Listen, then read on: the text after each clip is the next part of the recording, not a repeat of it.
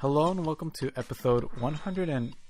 Help me out here, Jason. 90 what? You stole my job. I'm not helping you with anything. Fine. I'm gonna... This is episode 191 on Round Town Podcast. I was gonna guess 190. You were off by one. That was last episode. But this episode is 191. We're calling it the ultimate episode. I know. Because we're talking about Smash Bros. This is how much I like doing this. I am recording this instead of playing Smash Bros. Right now. Well, listen. You've been playing All this is playing Smash Bros. Yeah, you're gonna hear the sweet melodic clicks of game controllers smashing vigorously because Ellis is right on the other side of the couch from our microphones, smashing away for hours at a time. It's glorious. It's for glory. Well, actually, that's not a thing anymore, so it's really not. It's not. But, yeah. Listen, you've been playing Smash a ton, and I'm sure you have many things to say about it. And I've been playing it a decent amount, although ironically, the reason that this episode is late for those who keep score at home is because while most people were calling in quote unquote sick in order to play Smash Bros., I was actually legitimately too sick to play Smash Bros. And that domino effect then caused us to record a few days late. But here we are. We've got Smash. We have a lot to say about it. We have a lot more than just Smash to talk about, too. The same night that Smash hit was also the Game Awards, so we have thoughts on the show and all its news. Plus, there's a Kind of Funny Game showcase on Saturday, so we're going to have some indie news from there. Plus, if you stay tuned to the very end of the show, we have our $50 eShop gift card giveaway winner, and we're going to tie up what some of the fighters you guys are most excited to play as are. And then, of course, there's stuff in between we're going to cover. So, as always, there are timestamps on the blog post over at the YouTube video if you're watching there for any specific event or game or thing or just Smash Bros. That we'll hear about in this episode. But to start things off, let's actually flip the format. Notice I just commandeered the intro back from you. You start. I just started. I did not even notice. Casually grabbed it and took it and ran with it. But yeah, we're flipping. Did we even do the I'm Jason and I'm Angel? I don't know. But I'm Jason and he's Angel. Yeah, because I know I started with the hello and welcome, and then I think I just yeah. Well, anyway, now you know who we are. And if you tuned in and didn't know who we are, I have no thoughts. But yeah, for those who do know us already and know what we do, though, we are flipping things because Smash is so big and so important that we're going to start with what we've been playing, which is of course Smash. What? And Angel, you're our resident Smashaholic. So how is Ultimate treating you so far? He's at a loss of words. He's so enamored with it. Pretty good. I mean, overall, pretty good. It's just good to have a new Smash Bros. Game. It's good to, rediscover new people to fight against, new characters, new stages. Well, not that many new stages. New music. Like, that's all well and great. It definitely feels like those few days. Like, it feels just as great compared to other Smash releases. Like, like during that honeymoon period. Mm-hmm. I will say, though, that I guess more so in this game than other games. Yeah, like I feel like all of a sudden, definitely after a few matches, we were like, we need more characters. There's 73. What do you mean you need? Or do you mean they're not unlocking fast enough? No, I mean like there just isn't enough variety. There's 73. No, I know. There's more than any other fighting game. I know. Let me rephrase. Well, explain. Never mind rephrase. Like, okay. Dive deeper. All right. So, actually, I take back the word variety. Like, there is variety. But, I mean, it's just not fresh. It's not as fresh anymore. Because, while this game, and I will definitely say a lot of the core mechanics are significantly different than Smash 4 that is very much like a brand new game. But people that still played a lot of Smash 4 are still going to be way ahead of the game compared to other people. So it's not like the hard reset you thought it could be with other fighting games. No, yeah, it's not as hard. I mean, it's as much of a reset as Brawl was to Smash 4, which they did do a couple of good changes, but this one I feel like it's a little bit more. But the problem with that, what ended up not getting as hard of a reset compared to the mechanics were the movesets. Some people got some minor tweaks, but overall, every character from Smash 4 pretty much plays identical. And that's already Mario has Cappy. So every character from Smash 4 pretty much plays identical. And that's like 56 characters. Sure. And that we've been pretty much playing inside and out for the last 3-4 years. Sure. So 56 of those characters are pretty much like... familiar. Yeah, familiar, nothing new. Like, all right, we did this already. And then the ones returning from Melee and Brawl, they also are not that different. Like, they're kind of interesting, like when they pop up, and it's fun to see them. But the only real new ones are those new characters: King K. Rool, Ridley, Inkling, Isabelle, Isabelle, and I think that's like 11. So It's really only like 11 new people. So it's just, I mean, there's a lot of if conditions to get to that sentence, but I see what you're saying. yeah, I mean, it's just like if you've been playing every game up until this point, I don't know. It's still Well, this is kind of the thing I fear. because it's not like all of a sudden I'm gonna be like, whoa, I love playing as Mario now. If I didn't like playing as Mario then I'm not gonna like playing as Mario now. So it's like for me personally, like a lot of the character slots are pretty much like there's nothing that much new to discover. This is sort of thing I kind of feared when they first announced Ultimate, because frankly, what Ultimate is the deluxe edition. What Sakurai said he exactly did not want to do. Yeah. It's the deluxe edition of a Smash Bros. It is the Mario Kart 8 Deluxe of Smash Bros. They just went a little above and beyond what even Deluxe offered. It's the Hyrule Warriors Legends of Smash Bros. It's the I can do a million analogies comparisons because they all have gone through this. But it feels more than that, but that's because Smash Bros. Already is so much more. Like the bar of what is like a base level Smash Bros. Is so high that adding like percentage wise is probably about as much new content as you would get in something like that. But so what happened was when they announced it, that was kind of my concern in the back of my mind. And now, to be honest, I haven't had this same feeling yet because I'm not as deep in the Smash Bros. Like competitive scene or as deep in. I play more casually, so I don't mind. This is like the Pokemon, having the rehash. But to me, this is like the Pokemon Sun to Pokemon X and Y. Oh, interesting. So not so much a expanded, but almost more like a soft reboot that because changes things, but not necessarily because both Pokemon in deeper ways. Because both Pokemon games, like they're both core Pokemon games. The story is different, but the battle mechanics are the same. There's some new Pokemon. Yeah, and they just added like one or two new mechanics, like the Alolan forms and some new Mega Evolutions. And it is worth pointing out that literally the entire structure of Sun and Moon is completely different than X and Y. But even. But I guess you could say that's what World of Light is. Yeah, it's not even that much different. I mean, like the Kahuna battles are just reskin, like gym battles, and those trials, like I mean, they're just simple Pokemon battles you just do before. Yeah, if anything, they just scaled it down. They scaled it down. It's not like they But what I was trying to say is like, so when they announced it in February or whatever, and then we played at E3, I did kind of have the feeling of like, oh, this is basically Smash 4 Plus or Smash 4.5. And I feel like Smash 4 2.0. And I think Smash 4 2. Smash 4 2. So Smash 6 if you do the math. But I think a lot of people kind of had that mindset, and then the Smash hype 4 Ultimate. It's almost like the name makes sense now. But but I think like the hype got the best of a lot of us because we knew from the start. We all had this thought, this is Smash 4 Plus. Like even in interviews at E3, Nintendo was asked questions like, so this is basically like a souped up Smash. Like, no, it's an entirely new game. And there's that whole conversation about like, well, what is it? But I guess what you're experiencing, which again, I haven't played as much because I was sick, I'll be fair. But from what I've experienced, I haven't had this. But from what you're saying, from your deeper experience you've had, it sounds like this really is kind of the Smash 6, the Smash 4 2.0 that originally everyone was like, oh, that's what's going to be. But then the hype got carried away to be something that's not. Yeah, it's kind of what you're saying. I mean, it's a little more than that, but in a nutshell, kind of, yeah. Because, I mean, like those... What I was mainly like referring to like as the... Not that new part was just discovering new characters. Right. Like just having more stuff to play with. I will say, though... But, I mean, those few new characters, like, I mean, I'm really liking Ridley, even though he's kind of hard like to like wrap your head around. I did not. I tried him a little. I don't have it in my copy yet, but I tried him at E3, at Comic-Con, at the Game Awards. I'm good with Isabelle. I'm really good. I was destroying Nintendo reps with Isabelle. Wow. Yeah. I don't have her on my own game yet, but I was destroying her at the... It's actually kind of cool at the Game Awards. So they had... Actually, first, before I get to that, that is my nitpick I have so far. Like maybe my biggest pet peeve of Ultimate. Actually, no, there's two. The first pet peeve is I wish the spirits would list what game they're from. Yeah. Like I don't want the spirit of Mappa to pop up and have to look up. Oh right, he's from the Japan only GameCube release Giftbia. I should just be told that. Like I don't like I recognize him because I've seen the art. I have the art saved on an old PC of mine. But like I want to know where he's from. Why don't you tell me that? But the bigger pet peeve of mine is I kind of wish all the characters were just available from the start, at least in Smash mode, like for multiplayer. I get why you need to unlock them in World of Light and in Classic. There's progression there.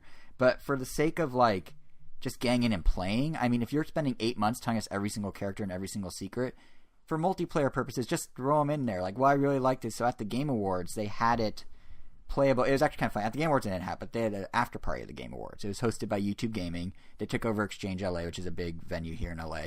And Nintendo brought along demo units of Smash. They had 4 or 5 demo units set up downstairs, and the party was upstairs. And I was there for like I don't know, 45 minutes or so, and they had it was the final build of the game. They had the entire roster there. I missed him, but Bill Tran was there playing a bit with people and stuff, and it was just like, oh, cool, here's everything new in Smash at once. I could just jump in and do multiplayer and try Ridley and try Inkling and try Isabelle. And then I went home and like, oh, now I can't use the character I just discovered I'm pretty good with until I figure out whatever weird way it is to unlock her. In this day and age, it doesn't make sense to do that anymore. Like, Capcom figured that out a while ago. The last time you had to unlock characters was in the original build of Street Fighter 4. But ever since Arcade Edition, they just let you play as anybody. Right. They just released it. And in this, like, I mean, I was really hoping they had unlocked them too, but it's like, nope. And what makes it even dumber, or, okay, maybe not dumber, but what makes it even more, like, really, like, you should, at this point, just give them to us. Is at least for multiplayer. Yeah, like, I mean, if you're going to be giving us, like, a 10-minute cooldown, like, oh, you can unlock them even faster. Like, they made it an effort to give you more ways to unlock them and to unlock them at an even faster rate than before. So why not just unlock them? Yeah, because before it was, like, every 5 matches, you would unlock a character. Mm-hmm. But now it's, like, every 10 minutes, and even... Like, no, just give them to us. Or at least, like, give us, like, a secret code that it's, like, some weird button combo that I know is, like... Do the Konami code. They're tied into the game now.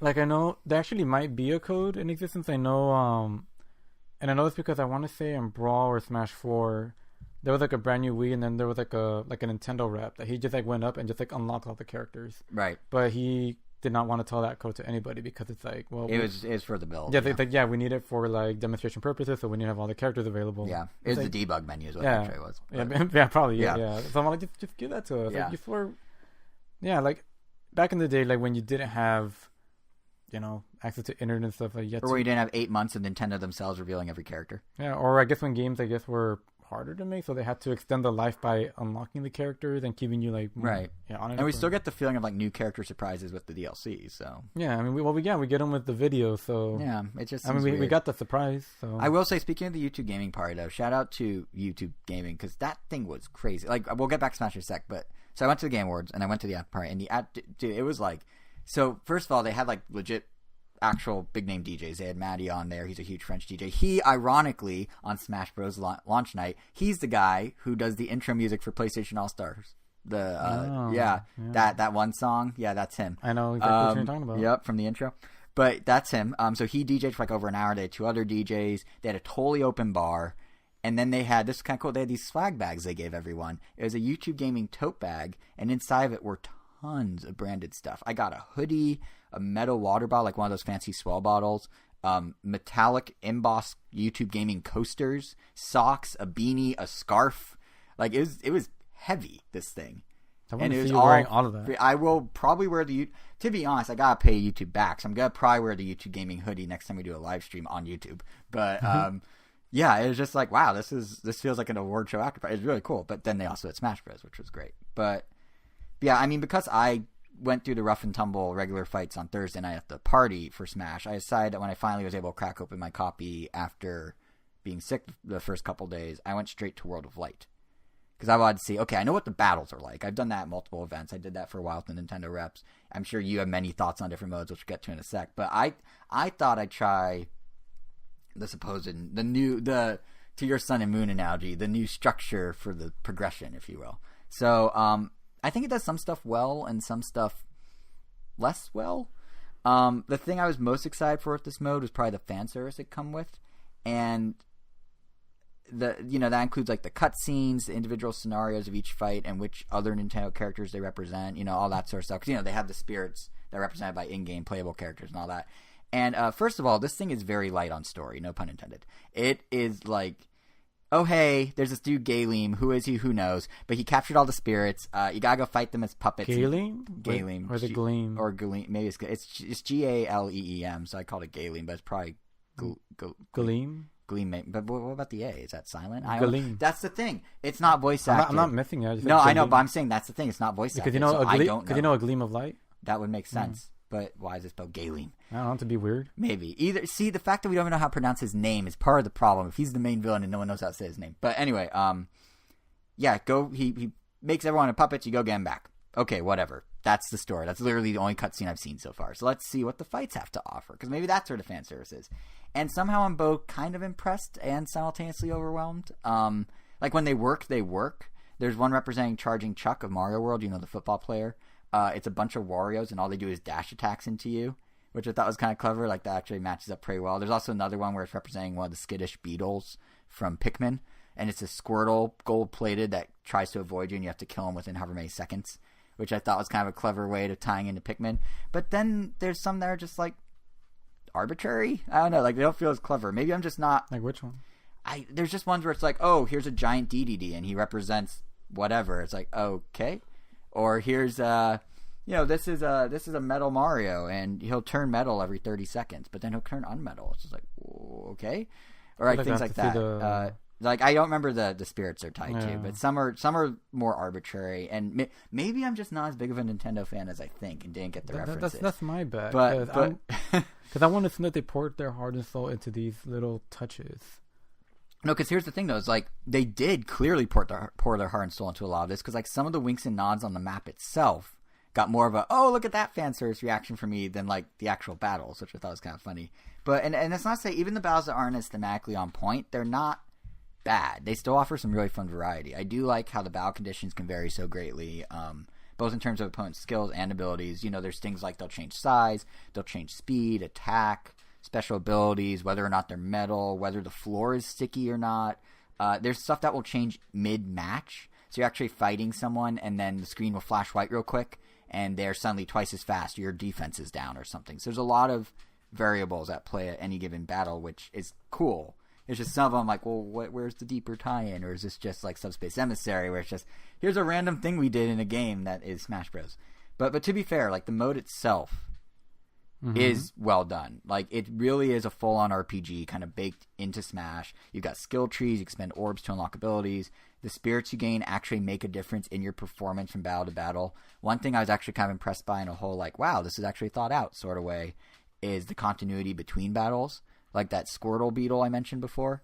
He gives you a spirit that makes you immune to sticky floors. And then lo and behold, one or two battles later, you're fighting on a sticky floor. So you kind of go like, oh, yeah, I could just apply the spirit I got a minute ago to this. That's obviously the bluntest, simplest example, but it proves the point that, like, they actually thought these things through. Yeah, so as you get further in, they get more elaborate. Like, I mean, I haven't played it, but I know I saw one where there's a fight where you have to... There's like a fog, and then if you find the Detective Pikachu spirit, he'll clear the fog. Right, which is clever because he's solving he's clearing the fog of mystery. Like, thematically, when they work, that's my point. When they work great, and which it's like, literally just turns that into a regular old fight at that point. But it's clever thematically, and I can get behind that. It's the ones where I don't understand the thematic tie, and I'm like, okay. Eventually, I'll get to it, but I know I'm definitely gonna not equip any spirits at any time. No, you will. No, you definitely will. No. You want to. No. You want to. I don't want to. I want to beat it as intended. But then that is how it's intended. That's literally the point. You can go send your spirits off to train and come back and get stronger, and your spirits level up. I have a level I want a couple hundred EV now. I'm going to do the no spirit challenge. Hashtag no spirit challenge. Yeah. Hashtag anti-spirit week. I guess so. Yeah, but but literally, like, this mode does work as its own mode. Like, that's what's impressive me about it, as is the fact that somehow, yet again, Nintendo has figured out a way to take, like, a console experience and make it bite-size friendly. So if you're playing Switch on the go, or if you're multitasking, you can do it. Because the fact is, like, each of these battles only take a couple minutes, right? Like, you can do it in 2 or 3 minutes. And yes, you can do a bunch back-to-back, and there's enough variety that will keep you somewhat interested for a long time. Certainly interested for shorter bursts. But if you prefer, you can also do a few here or there as you're doing stuff. And I feel like, with Switch in particular, Nintendo has found this secret... I don't know what the secret sauce is they figured out, or the sweet spot, but they figured out a way to take their core franchises and make them work really well in short bursts, yet have the replayability to play for a long time. Like, look at Breath of the Wild. They took the idea of dungeons and made them really really compact and bite-sized, so you can do a quick dungeon while on the bus, or you can go do a bunch of them long-term on your couch. Or like Mario Odyssey. I know how much you hate the moons, but you have to admit, like, the way they made finding moons, you could find a couple dozen, or you could find 2, depending on how much time you have, and you're fine either way. Like, they figured out a way to take these overarching mechanics and really break them down in a way that makes them super portable friendly. And to me, this whole mode and the way they do the spirit battles and everything within World of Light is them applying, like, the idea of Subspace Emissary, but making it bite-sized and compartmentalized and ready to drop at minutes notice if you're playing Switch on the go, which is smart of them. And there is a lot here. Like, I'm not even halfway yet. It supposedly will take somewhere between 20 to 40 hours of gameplay. There are over 700 spirits to collect. They're still unlocking characters and whatnot you can do both in World of Light and, of course, through the main game, as we were discussing before. So there is a lot of stuff to do. It just depends on what your priorities are. So for me, since I mostly play multiplayer, presumably here with you, I think I'll probably go through World of Light at home, and that'd be my way of unlocking characters. But then even when I leave World of Light, because I hit the 10-minute threshold, I left World of Light, and it's like, hey, here's Ness, you're going to unlock him. I'm like, oh, sweet. So you kind of get like both sides of it at once. It's not like it's either you do once every 10 minutes or you do World of Light. They kind of cross over, so that's kind of nice. But yeah, that's World of Light. Like, that's really what I've sunk the most time to. I did try a little online. What do you think of online? Because you've been playing almost exclusively online. Yeah, I mean, well, before I get to it, because there's some issues I have with it. But, I mean, I don't know. I mean, I've mainly just been playing just anything versus related. Mm-hmm. And as much as said about, like, discovering new characters doesn't feel that fresh or new, at least the mechanics, like, make the game overall feel, like I said, like, pretty different from the last one. Like, everyone is just significantly faster, and at least in that sense, even though while discovering a new character isn't as fun, it's still kind of fun, like, figuring out how to fight them once again, because, like, oh, now I have to fight a way faster Mario. That juggle's just slightly different, or... So it sounds like you're disappointed by your control. You're disappointed by taking over these new characters, but you like going against these old characters. But yeah, because at least that, like, there's still new ways to discover. There's still, like, new habits to... I guess exploit, for lack of a better reason. Right. Well, that's the right term. Yeah. like in this game, you can only dodge once while in the air. If you dodge once, that's it. You can't dodge anymore. So being in the air is terrible. So you want to find out when to, exploit that weakness as much as you can. But yeah, before we get to online, the other modes that I am very, very happy to report at the very least. I forgot about all the different battle variations. So tournament mode, luckily, is an offline thing. And it's exactly how I remembered it from Smash Brawl. Which they left out of Wii U, right? Yeah. So plus it's a little better. It gives you some more bracket options, but really you're just going to be using the 1 versus 1 one. Right. But if you do want some more, like, I like that they have... If you're a crazy party animal, just wants everyone in on everything. I do like that they have a bracket that starts you in 4 versus 4, in a free-for-all, then ends in a 1v1. Mm-hmm. Or they have some that are always 4 versus 4, or some that go back and forth. Like, that's pretty cool. But... the mode that I was looking most forward to was Squad Strike, and they barely touched on it to the point where it was like, so what is it exactly? Like, we know it had like a team system thing, but it didn't really clear up exactly how it worked. So is it more Marvel versus Capcom? Because I haven't tried it all. Is it more Marvel versus Capcom, or is it more 3-on-3 Pokemon battle? Both. Okay. It's weird. So Squad Strike, from what I can tell, has 2 different options. You have either tag team or elimination. Mm-hmm. And if you pick elimination, that one is designed for if you have, say, I guess what the Smash community calls crew battles, or I guess many fighting games maybe have that too. But I feel like they're way more common in Smash Brothers. They're pretty much like, oh, I have a team of people, and you're at a big tournament, and you're like, all right, let's do NorCal versus SoCal, because you have enough people on both sides. Right. So each person is locked into their own character, and you pick the order you want everyone to go on. So everyone, you pick your anchor, you pick your starter, they go at it. Mm-hmm. If someone wins, they stay there, but if they lose a stock, they have to start the next game with however many stocks they have left. Because you're essentially playing, I guess, 30 lives versus 30 lives, and who depletes those 30 lives first. They're just divided among different characters. Right. So it kind of has a mode like that. Except the only restriction is that you can only set each match to 1 life, and that's it.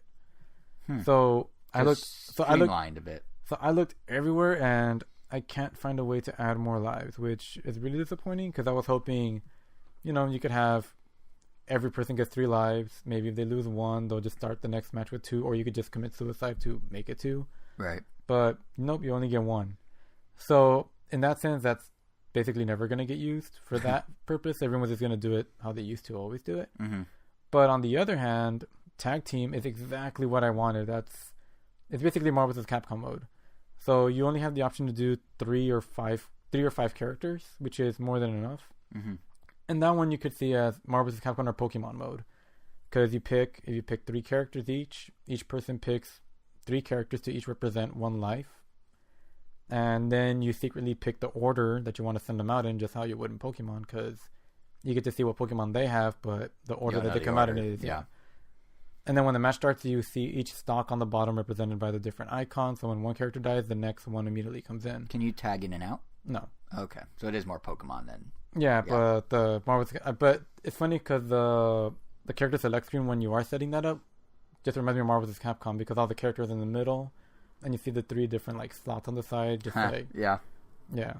That to be fair to Smash, that's something they really nailed. Is this game has a lot of like actual fighting game touches, like that, the title cards, the zoom in on the potential last hit if you're doing 1v1. Well, that's new to this game, and that's a really great addition. Yeah, I know. I mean, to fighting games in general. Yeah, or like, but that just feels like it builds that whole like fighting game hype, or like Actually, even the Smash meter concept is very much like a traditional fighting game thing. It almost feels like they're like replicating the, like in Street Fighter. I guess in almost any Street Fighter game, whenever you, I guess, end the stock with like a super move or an ultra move, like the screen like flashes and it goes like into a freeze frame. Right. But since Smash Brothers, at least in a competitive setting, you don't have like ultras or supers. Like you have the Smash Ball, but right, or the Smash meter if you turn it on. Yeah. So overall, like the match, like it's just consistently hyped throughout the whole thing. So it makes sense that at least in 1v1 they added this, like, whoa, look. Let's give extra emphasis to that final hit. You can really see the facial expressions, just like in Street Fighter 4, which is really cool. Or 5, I guess. And I was told at the after party, I was talking with some of the reps, and then I read it later, so this isn't just them BSing. They had Melee and Melee and Wii U players, like pro players, playtest this. Oh, yeah. So they built this thing with esports in mind. So a lot of this stuff, like all this more fighter stuff, or the fact that it's kind of nodding to Marvel vs. Capcom with the select screen, like all of that was very intentional. Yeah, as like an esport. Like I know, I recognize a few of the names, but the only one that really stuck out from the credits of, I know like playtesters was Amsa. He's a really really cool Yoshi player. If you ever just like Google Amsa Melee tournament, like it's just really cool just seeing his Yoshi put in some work.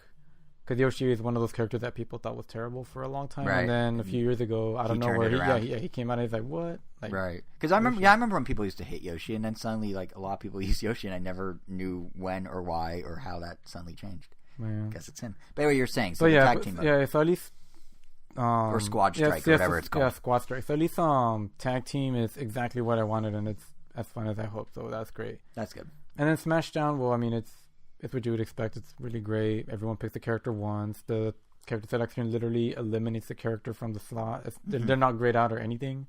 So eventually you're down to like 1 or 2 characters left. That should also help with your fatigue about too many characters feel familiar, because like you're being forced to use characters you don't often use.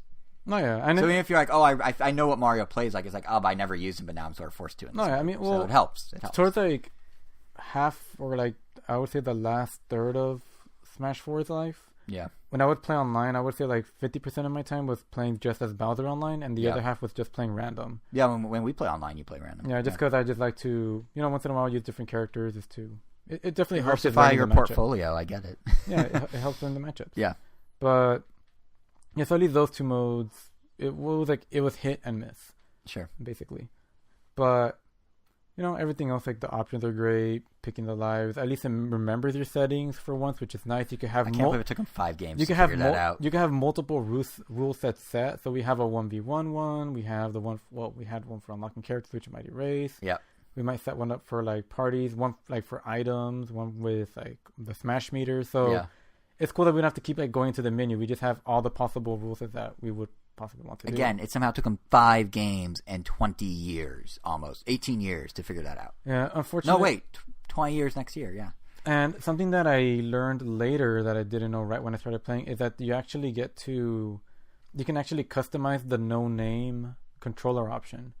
So, oh really? So normally you have to input your name so you could turn tap jump off and that kind of stuff.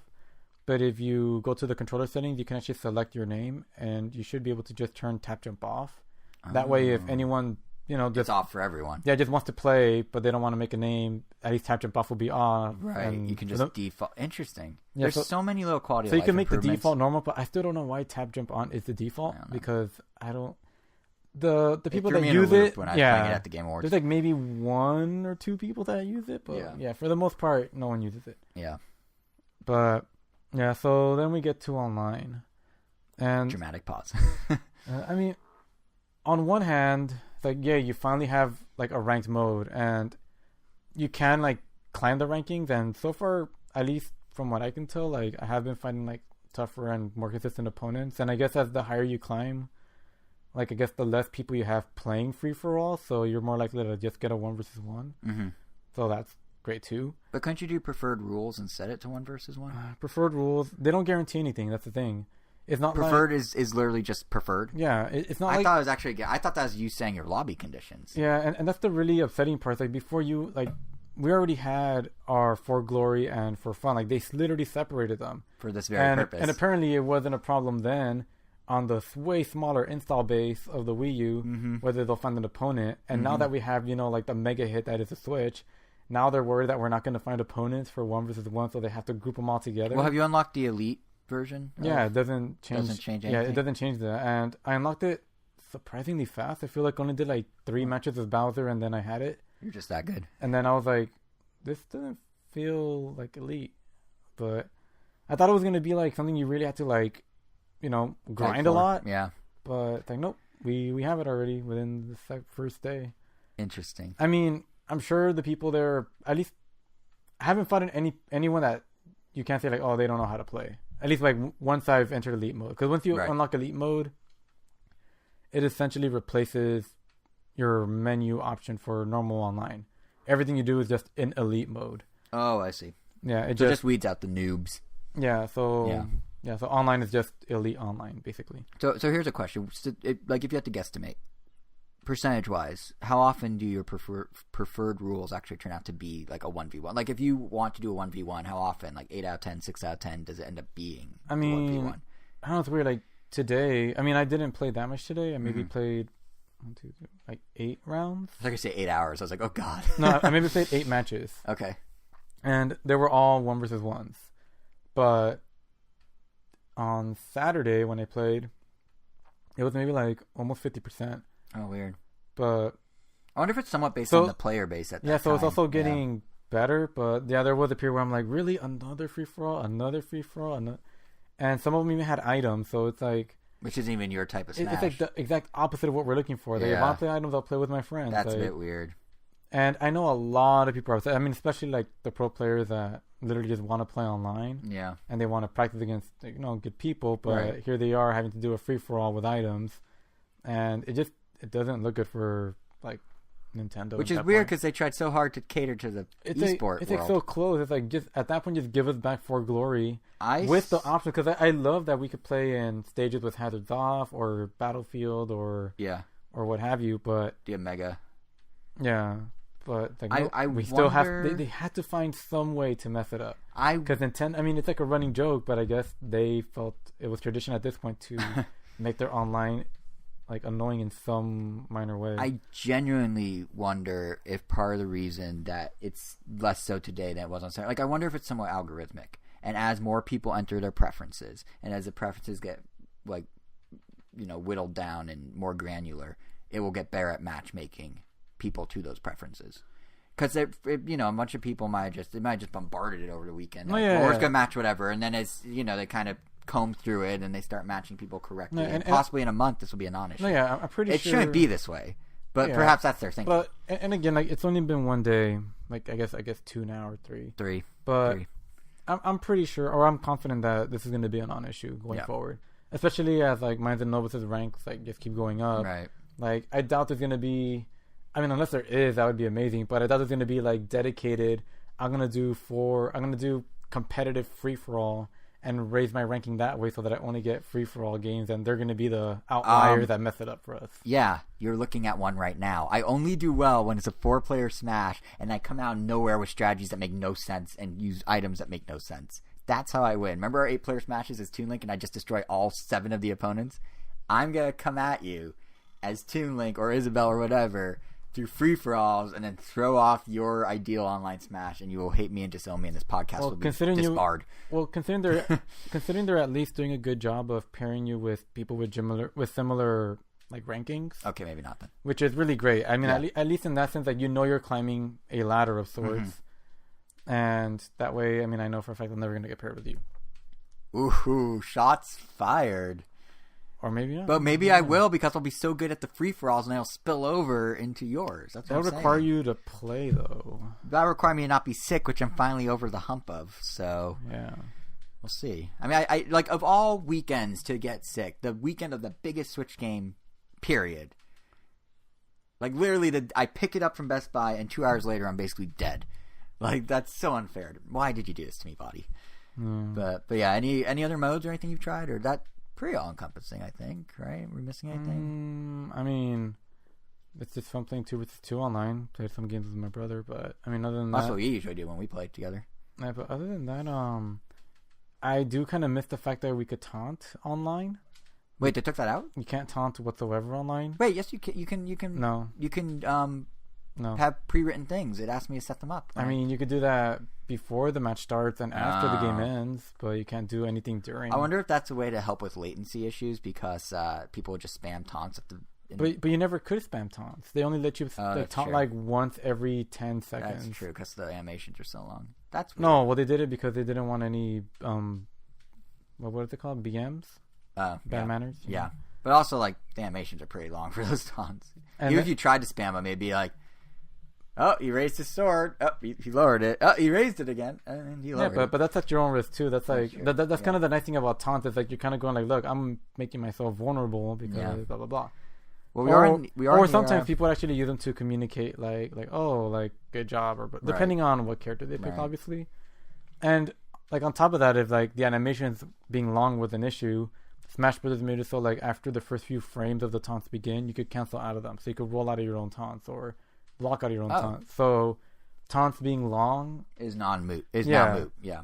Kind of like they pretty much made it so everyone has like Bayonetta's taunt cancels. Like I could literally make Ridley scream like a banshee like back to back like nonstop, and it's really fun. But I wish I could do that online because it would be very obnoxious. And that's why you can't. Exactly, it's annoying. I want to be obnoxious online. But you know, honestly, like I feel like we're able to nitpick all these small things because like the core of Smash is very good. Like the core of Ultimate is very good. Like if the game was bad, we wouldn't care if we could taunt or not. We wouldn't care if the online was structured how it is. It would all be meaningless. But like this is a good game. No, yeah, and the game is definitely moving in a very good direction. Yeah. Like Smash 4 was definitely way more like defensive heavy. Yeah. And now, like, because of all the changes they made to shield and to dodging, it's way more aggressive, which is nice. Which is good for me because I suck at defense. I like never use my shield, so it works in my favor a little. It rewards me for charging at people randomly with no rhyme or reason. It does. Mm-hmm. So that's always good. And I mean, just in general, like the value for your money here is insane. Like this. There's so many modes, so many options. Even though some characters feel redundant because you used them from Smash 4, there are a lot of characters. And there's like over 900 music tracks. Like this is probably the most bang for your buck you can get of any game, of any Switch game or any game period. I mean, like the attention to detail is so good. Like even little things like I saw a content. I love the way a lot of just some of the way the animations change. Yeah, that's what I was about to say. You can actually see their facial expressions. Like, well, not even. Well, that too. But I mean, I love how when Charizard is like dashing, he actually undulates as he dashes, so it looks like he's floating. Nice touch, yeah. Like I like how Mario's like down smash animation where he used to kind of do like a breakdancing kind of move. Right. Well, now it looks even more like a breakdancing move. It looks like they ripped it straight out of his DDR. Mario Mix. Yeah, Mario Mix. Like he literally does like a dance move now, so it looks pretty funny. So and they're really smooth. Like it doesn't look like you're just like doing an attack. It looks like it flows. You know. Yeah, like everything is way more thought out. Like a lot of characters like were. I think that we worked on like in a lot of those ways at least, which is also nice. The lighting's really good. I keep so as I'm playing, I keep mostly not against people online, which I've only done a little of, which I didn't know about taunts or anything. But as I've been playing World of Light, my eyes keep wandering away from the battle to all the little like flourishes, the animations, the lighting, and I keep going like, oh wait, no. Like it's it looks good. It's distracting. Like some of the lighting effects are really nice. Yeah. It's and like. And the fact that like the photo mode, so when you pause the game, there's always been the snapshot, but you can like add filters. You can literally change it frame by frame to get the exact image you want. Like it's not just what you pause; it can like flank a few seconds of either side of that action too. Like it's the attention to detail here is just nuts.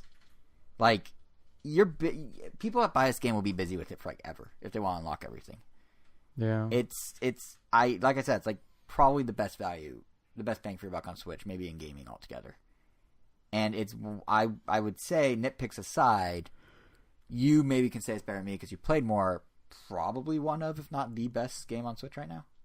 I mean, it's up there. Definitely the best game on Switch right now, at least in my opinion. Yeah, but. Yeah. No, I would start to lead that way. Like it's it's. But I could also see how someone would give that to Mario Kart or Right. Odyssey, But it's of that caliber. It's like top tier. Yeah. If you own a Switch, you need to own this. It's the best fighting game you could get on Switch right now. Just how much of the best racing game, at least until Crash Team Racing comes out. Yeah, well, we'll get to that. But it's cheesy to say, but like, I would say for the most part, Smash lives up to the Ultimate name. This is the best Smash there's ever been. It definitely does. They've fixed a lot of things that were problematic in past ones. They've introduced some new issues, but they're very small in the grand scheme of things. It's a very good game. Very fixable stuff, because, I mean, like, these issues, they could easily patch it. They could always add a different menu option. Like, exactly. It's all... And I'm sure they're listening to player feedback. And I'm sure they'll act on it. Yeah. I mean, we still have Piranha Plant coming by the end of next month, so we know there's an update coming down the pipe between now and end of January. So down the pipe. I didn't do that intentionally, but I sure wish I did. But, yeah, like, it... You suck. I know. But, yeah, like, some of the more deeper issues, if you can even call them deep, could be fixed by then. So who knows? But yeah, anyone listening probably already owns Smash. But if you don't, just like turn off the puck. Just go buy Smash. It's fine. Just turn this off. Go get Smash. Enjoy yourself. But if you want to stick around, there is more than Smash to talk about. Because Smash, as we've discussed, shared its launch night with another big event, which the Switch had a more prominent role in than ever before, I'd say, and that was the 2018 Game Awards. We had you watching at home. We had me there in the theater. And I should probably preface this just by saying that I'm kind of biased about the Game Awards. Like, I think conceptually, it's a really cool way that the industry can come together and celebrate gaming as a medium, as an art form, as this whole, like, a holistic thing, not just, the little nitty-gritty of console wars. Like, literally the night before the show, I went on a tiny little tweet storm about how it's nice to see the industry, put aside console wars, put aside tribalism, get over the Genesis does what Nintendo don't mindsets for just like one night and appreciate what gaming can do and achieve and how it can inspire people and whatnot together. And it was funny that then the first thing that happens at the Game Awards the next day is Reggie and Phil Spencer. Wow, I was going to say Spectre, which is not right. Phil Spencer of Xbox and Sean Layden of PlayStation. What? Huh? What did you say? Nothing. Okay. Well, no, not Professor Layton. Is that what you said? No, I said Nathan Fillion. Oh, Nathan Fillion. Oh, I thought it was Professor Layton. Anyway, the fact that the three of them from each major company then came on stage together for the first time, possibly ever, to open the show, I was just like, oh, it's my tweet, living and breathing on the stage over there. But yeah, it was as cheesy and nerdy as it sounds. It's perhaps my favorite. Responsible. I was single-handedly responsible, not Jeff Keighley. Jeff Keighley is a fraud. I am the Game Awards. But no, it was honestly like my favorite moment of the show, as nerdy as that sounds, because it's such a rare sight to see all the companies come together and be like, yeah, gaming's cool. Like, it's not about the financials or the numbers or the God of War versus this versus that. It's like, hey, gaming, look at this, look what we all did together. Isn't that awesome? So that was cool for me. But what did you think of the Game Awards this year? Because you were watching here on your TV. I mean, about the same as every year. I don't know, it's kind of weird. Mm-hmm. It's impossible to play every single game. It sure is. And just how it is impossible to watch it. It's easier for sure than playing every single game, but it's definitely possible to watch every single movie. That's true too. But I don't know, it's hard to get invested when I haven't played every single game, especially when I only played God of War, and it's like, alright, well, I hope God of War wins every category it's in. Oh, no, it's Red Dead Redemption. But not till the end. At Boy. I mean, in spite of that, I don't know, I still feel like, I don't know, I wish there were more awards on stage. I think that's the one thing that could be improved, because, honestly. Like having said like that in the beginning, I still like kind of want to go into the Game Awards to kind of like, give that video game celebration. Yeah. And recognize those that I kind of was like I like how GDC like also does their awards, and they even give out awards for very like more specific stuff. Like, right. It's like, yes, like I forgot the voice actor's name for Arthur in Red Dead Redemption, like that he won the award for that. Oh yeah. Is it Woody or something? No, Woody's the composer. Yeah. And obviously, yeah, he did like an amazing like job as like the voice of Arthur, which does deserve its own award. But then they also don't have an award like, well, what about the people that like animated and actually did the quote unquote performance of Arthur? There is a slight. It's like you kind of like you can't. It's almost like he got credit for everything, even though he really is just like a part of Arthur. There's a slight, I don't want to say tone deafness, because every award show has this problem in every industry. Yeah, but there is, and Go ahead. Oh, no, I was saying at least GDC and I think Anagram. There's another award ceremony that actually does like recognize like, oh, for the best animation of this character in this scene, because obviously the voice actor, Right. like The Rock, got enough accolades for his portrayal of Maui or whatever. Right. It's like, let's give the people that actually brought him to life. I don't think The Rock won a single award for that, by the way. No, I know. Just throw it out there. It was Dwayne The Rock Johnson is not Oscar winner Dwayne The Rock Johnson, just so we're clear. It was the first thing that popped into my head. I know. I can't think of a... No, I know what you mean. Yeah, anyway. But, I mean...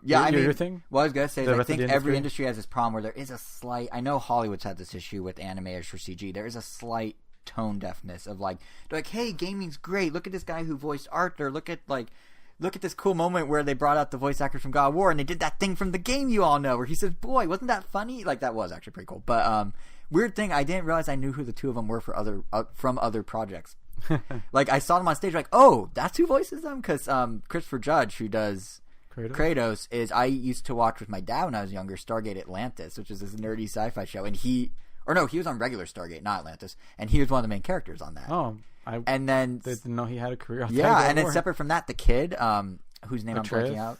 What? Well, I don't know what his real name is. Yeah, but he's the star of mid-90s. Yeah, boy. He's the star of mid-90s, that Jonah Hill movie that I was just at a screening of with the Q&A with the cast that's like 2 months Atreus? ago. That's him, yeah. Oh, Sunny So if I watch that movie, it would just feel like I'm watching Atreus went through a portal into the real world and just lived his life as this kid, I guess? Correct.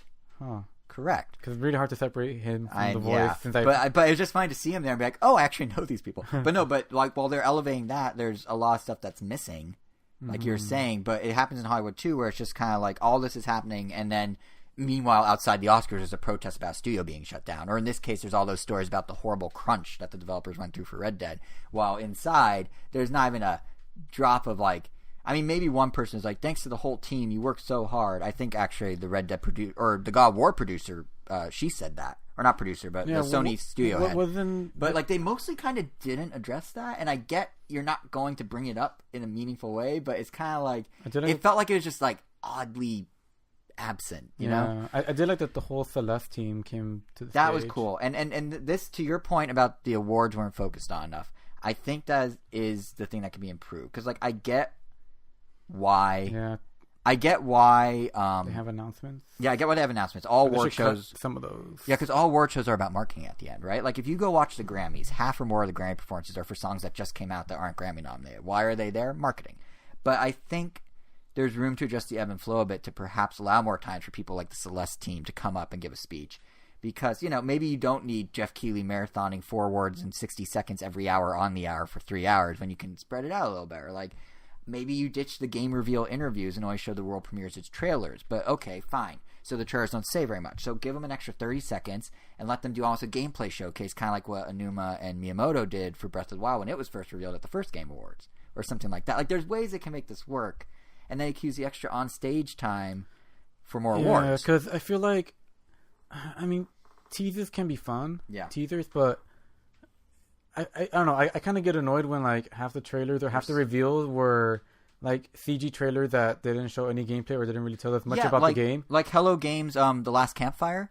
I really like the look of that, and I'm like, oh, that looked really cool. And I'm like, but I have no idea what that is. Like, what do you? How do you play this? Is it coming to anything but PlayStation? Or the one where it looks like, oh, let's call on the new planet, and then it looks like everything went wrong, and there's like monkeys involved. Oh yeah. But like they didn't show anything. It was just like static image, and that was it. So and I think like even ignoring if it's teasers or real reveals, like I think part of why it felt like padding. Which it shouldn't feel. Which like is padding. Weird because it was like the opposite. The awards almost were padding for the reveals, but it's weird because like I feel most like, people were just waiting for the mystery Smash Brothers announcement. Although no one knew that was even happening. That was the crazy thing. Smash people figured wouldn't be there, but I think really I thought it was a known thing that we were gonna get something. Nope. Because Nintendo tweeted tune in and then go play Smash after. No, they said tune in for a Smash Brothers announcement. Mm-mm. Yeah, they did. Nope. Yeah. To the phones. All right. Well, you look it up real quick. I'll finish my thought. What I was going to say is I just want them to have more time to speak because your Celeste comment raised a good point that some of the most charming, genuine moments are these people's speeches. And, like, the Celeste team was really nice. It's a really positive message. And, you know, as awkward as Sonic Fox's speech was, there was something very genuine that made up for it. Like, it was kind of... Yeah, I kind of enjoyed... I liked it. It took him a few minutes to get his footing and really say what I wanted to say, but it was really nice. And I was sitting pretty close to the teleprompter for the show, and I would look at it from time to time. And besides it informing me that the entire Red Dead Redemption 2 music performance had lyrics spelled out to them, which was kind of funny, it showed that the award winners were only given about 45 seconds to talk.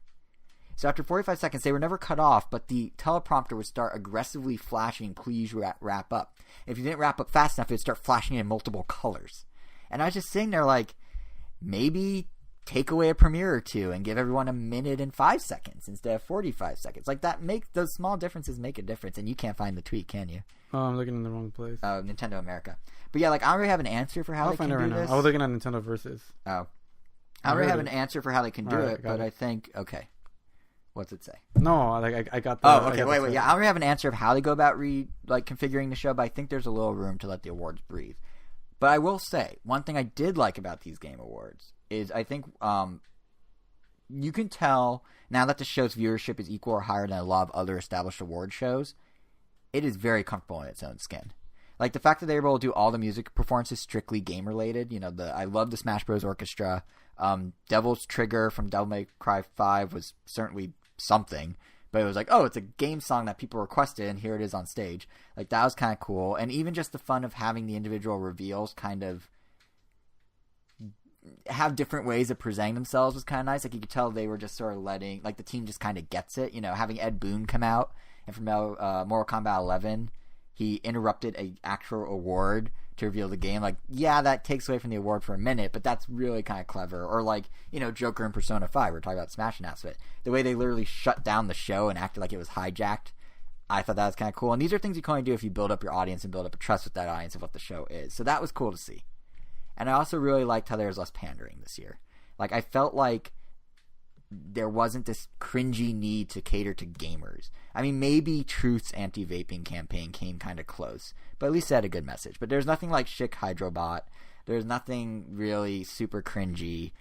They did a pretty good job of pacing in terms of keeping the show moving along, even if you feel like I guess not. I told you misread it. They were saying tune into the awards and then go play Smash. Yeah, I guess I cut off somewhere than just like... Yeah, no, the Smash thing, no one expected that. Oh, I guess I was. I was literally just watching for the announcement. Oh, no. They were acting like... And basically, Nintendo was pitching it like, hey, come to the Game Awards, see what we're going to show, and then, when it's done, it's Smash Bros. Time. Oh, That's how they were sort of angling it the whole week. Oh, well, I guess my misreading made me not surprised. But it's... we gotta... Yeah, because as I say, the way the audience reacted when they showed Joker, or when they showed the Smash invitation, we'll get to that, but when the way they reacted was like, yeah, no one expected that. But yeah, what I was going to say is I feel like the pacing of things and just the overall, like it felt like it was actually respectful gamers, not just trying to pander to them. That was nice. Even from the advertisers, minus the vaping. I mean, vaping's bad, but the vaping ads were very like, hi, I'm a Twitch streamer, but you know what I don't do when I don't stream? Vape. It's like, what? Okay. Hey, it's important. Yeah. It is. No, I vaping's, no offense to anyone listening that vapes, but I don't get it. I don't. It's like you're inhaling not just the nicotine and crap, but you're also inhaling pieces of metal because you don't know where those vapes came from. I mean, you've seen those commercials there where there's like two kids doing like some average thing, and then it cuts and rewinds us like you just missed the most dangerous thing, and it was right under your nose, and then they showed that the USB drive that the kid was sharing was actually the vape or something. By the way, are we cyborgs now? Like, what happened in the last 10 years that we're smoking USB drives? Like, seriously, I don't get it. But anyway, besides the show itself, I want to see if I have other thoughts about the Game Awards as an entity. Oh, I enjoyed it. I enjoyed it. Could always be better. I mean, it's really impressive. I mean, I guess it's gotten better. I want to say it has, but I couldn't tell you how it changed. It's gotten better for sure. Like, the stuff I was talking about. Doesn't feel like it's gotten any shorter. And I feel it doesn't have to be shorter, but I feel like the time, I guess it has to be balanced a little better because it did feel like it dragged at many times, which is not what you want to do. Yeah, which is I think partly because like they had a lot of reveals, but not a ton of them were like the ones that were related to Nintendo I thought were interesting because I'm biased, but there's a lot of times I'm just sitting there like okay. Yeah, Nintendo. I mean, Far Cry had confetti. That was cool. I mean, they didn't do anything this year, so no, they did plenty, which we're about to talk about. So, I mean, that besides Smash Bros, they had like rep at the Game Awards. What? Oh, you mean like awards? Yeah, awards. Oh, I thought you meant reveals. Yeah, no, they had a quiet year. No, This is Nintendo's sophomore slump. I feel like they're gonna be back stronger in 2019. Yeah, it's not like when Mario Odyssey and Breath of the Wild, especially, like that thing. Breath of the Wild was great last year, but they did the Smash Bros. Orchestra. I mean, they basically swept the stage. I mean, swept the awards. Yeah. But no, I actually sweeping the stage. Fun fact. So you know how they had the Far Cry confetti when they were revealing New Dawn, which actually looks kind of fun in a Rage 2 sort of over the top way. So they dropped all that confetti on that guy when he was talking, right? And then when they're showing the footage on the screen, fun fact, they bring out 5 leaf blowers. And they're sitting there leaf blowing all the confetti off the stage, and they're just making all this racket. It's like, brrr. Meanwhile, they're trying to show the premiere trailer. You don't hear any of this on the stream. They never show or play any of the theater audio during the gameplay reveals. But it's just kind of funny that I'm just sitting there like, what is happening? Why are there so many leaf? Why do you need 5? But they needed 5. Anyway, besides the show itself, the big thing about the Game Awards are the premieres and the news that breaks. Even though we're saying maybe there should be fewer of them, they are a big part. And this year, to me at least, there were 2 major takeaways. The first isn't exactly Nintendo related, but man, Epic Games, they're really going after Steam, aren't they? Like, they're really going after Steam. I mean, for those who don't know, Epic just launched, well, maybe you don't know. Epic just launched its own Steam competitor. Oh, they launched a game store? They did. It's live now? It's live now. It's called the Epic Game Store. It went live during the awards, which was a surprise. And here's the thing that's unique. They only have 2 games on it? No, they have a bunch. Here's what's unique about it. The revenue split for developers, instead of 70-30, which is industry standard, Steam, eShop, all of them, Epic is offering 88-12. So developers get 88, and Epic only takes 12, which is a huge incentive. And then they're money-hatting exclusives to get them on the store. So, money-hatting? You know, where they basically pay a company to put their game on Steam. Like Super Meat Boy, PC exclusive, will be Epic Game Store. Epic Game Store. Super Meat Boy forever? So it'll be on Switch, but if you want it on PC, you cannot find it on Steam for a year. Mm. And now on top of that, the exclusives, they're also going to have free games. It's kind of annoying to have multiple platforms. Right. Games on it's a platform war within a single system, which is weird. And on top of that, they're going to do free games every 2 weeks. So Super Meat Boy Original is free right now on Epic Game Store. And then I think they have another one too, and then 2 weeks they'll rotate.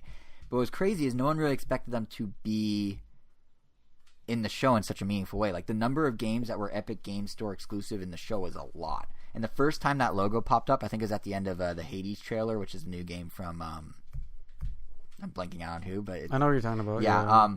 Like, you couldn't hear it on the stream because, again, they don't play the audience audio. But it sounded like someone made a sick burn, and everyone in the crowd's like, oh. Like, there was an audible rumble when the Epic Game Store logo appeared for the first time. And that kept going all night. It got weaker and weaker with each, but, like, people didn't expect them to make those sorts of power moves that early on. So it's going to be weird to have...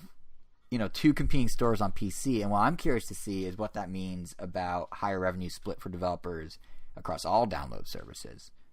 Because obviously, if you want to be on eShop, or if you want to be on Switch, you have to go through eShop.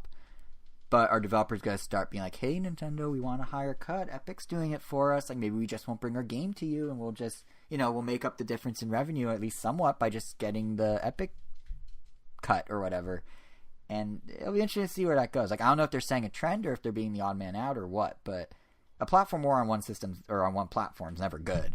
But I'm curious where this goes in terms of how it affects the rest of the industry. Even the App Store, even Google Play, like, all these are 70-30, and then Epic's coming in at 88-12, so it'll be interesting. New industry standard? Possibly. That's what I'm thinking, or somewhere in between maybe. But the other biggie from the Game Awards that's actually relevant to this podcast is the Nintendo stuff, and that's how much of a role the Switch played this year. Last year, I was pretty sure the runaway success of Switch meant that they'd have a big presence at the Game Awards, and it kind of didn't. I mean, yeah, Mario and Zelda were all over, like you were saying, but there weren't really announcements outside Nintendo's own Bayonetta news and the Zelda DLC. There's no third-party stuff. This year, however, it feels like it fulfilled the promise I expected last year, because not only was there a bunch of different games available on Switch, like Celeste and The Messenger winning all these awards, but there are a number of third-party and first-party, unexpected first-party announcements for Switch that really, like, I would say, like, a third to half of all the games shown at the Game Awards are probably coming to Switch. Like, that's crazy for a Nintendo platform to have that much attention at, like, a multi-platform event like this. So, before we get to the third party, we should probably talk about what Nintendo itself brought to the table. And I'd say that both of the reveals, especially now that Nintendo didn't tell us about Smash Bros., were actually pretty big surprises. First, right at the top of the show, was the reveal of Marvel Ultimate Alliance 3, The Black Order, which is not just coming to Switch. Wait, that's a Switch game? It's a Switch exclusive. I thought it was like a mobile game or something. No, it's being published by Nintendo. So here's the thing about that. I'm not like, that can't be a console Here's game. the thing about it that. It looks very simple. No, well, listen. The thing about that game is you gotta think about it like a Warriors game. Like a Fire Emblem Warriors or something. Like, I admit it's not it looks a bit rough and it's probably an early build, but I think that's because of the type of game it is. Like, you have a bunch of different characters on screens, hero and villain, and the view is traditionally pre-zoomed out, and it's about having a mass amount, like a huge number of characters at any one time. So, of course, each one's going to look very simple in detail when they're zoomed in, and of course, it's going to look a bit lacking like that. But like a Warriors game, when you see it all en masse running and it's a final build and not this early build, it's probably going to look a little smoother. I know some stuttery slowdown in it, but, you know, I have hope it's going to be good. Because, like, we don't know much about the game yet, but conceptually it seems pretty cool. I mean, it's going to support 4-player co-op, both locally and online. You can play with individual Joy-Cons on one system. You can do multiple systems together. You can play, like I said, online. If you're on separate systems, you're going to have a dynamic view where you can actually zoom in a bit closer, which I assume they're going to clean up the game to make that actually look good. So I think this was probably an early build. But I think that the significance here is not whether it looks like a mobile game or not. It's like, there's a Marvel exclusive on Nintendo system. By Nintendo. That's like, first of all, the Ultimate Alliance series was quite popular. Spider-Man, though. What? Wait, what? No, it's not Spider-Man, though. No, but, well, we don't know what's good. Because here's the thing. Ultimate Alliance was quite popular in its day. And I'll tell you, as someone who was sitting in the crowd at Microsoft Theater, people were super into it, like verbally into it when it was revealed. There was a lot of noise in that theater for a minute there. So there's definitely an audience here. There's definitely going to be some attention. Whether it's the same as, like, you know, Spider-Man, who knows? But people are into it, and I do get why. Like, it is a lot of fun. In college, I don't remember if you played it with us. I didn't play it with you guys, but okay, I have played it, though. Yeah, so me and my housemates and I. It's more like Diablo than anything. Exactly. We played through the entirety of the Wii version, really enjoyed it. It is basically Diablo. It is basically Gauntlet, but skinned with Marvel characters and settings and whatnot. And that, I think, is why else it's significant, besides it just makes sense on Switch and has hype, is even if you yourself don't care about the game, Nintendo's being very strategic with this. Because first, you've got Switch owners or potential owners who have an interest in Diablo 3. And then here comes another game cut from the same cloth for them to enjoy, in a similar way to kind of how Nintendo's done their slow footprint expansion of genres of fighting games and sports games and whatnot. Plus, it plays to the system's strengths of co-op play. And second of all, it's freaking Marvel. Like, at a time when Marvel's hype and attention's at an all-time high, this game's going to do huge numbers on Switch. I mean, and here I thought it being Marvel was the kiss of death. It'd be what? Here I thought being Marvel was the kiss of death. No, I mean, come on. Like, they're going to lean, I mean, even if you look at the trailer, they're going to lean pretty heavily on Avengers with this one. The premise is to stop the Infinity Gauntlet from being collected. The Guardians of the Galaxy are in it for the first time, and I bet you anything that Nintendo's going to time the release of Marvel Ultimate Alliance 3 around either Avengers Endgame's theatrical release in April or its home release later in 2019.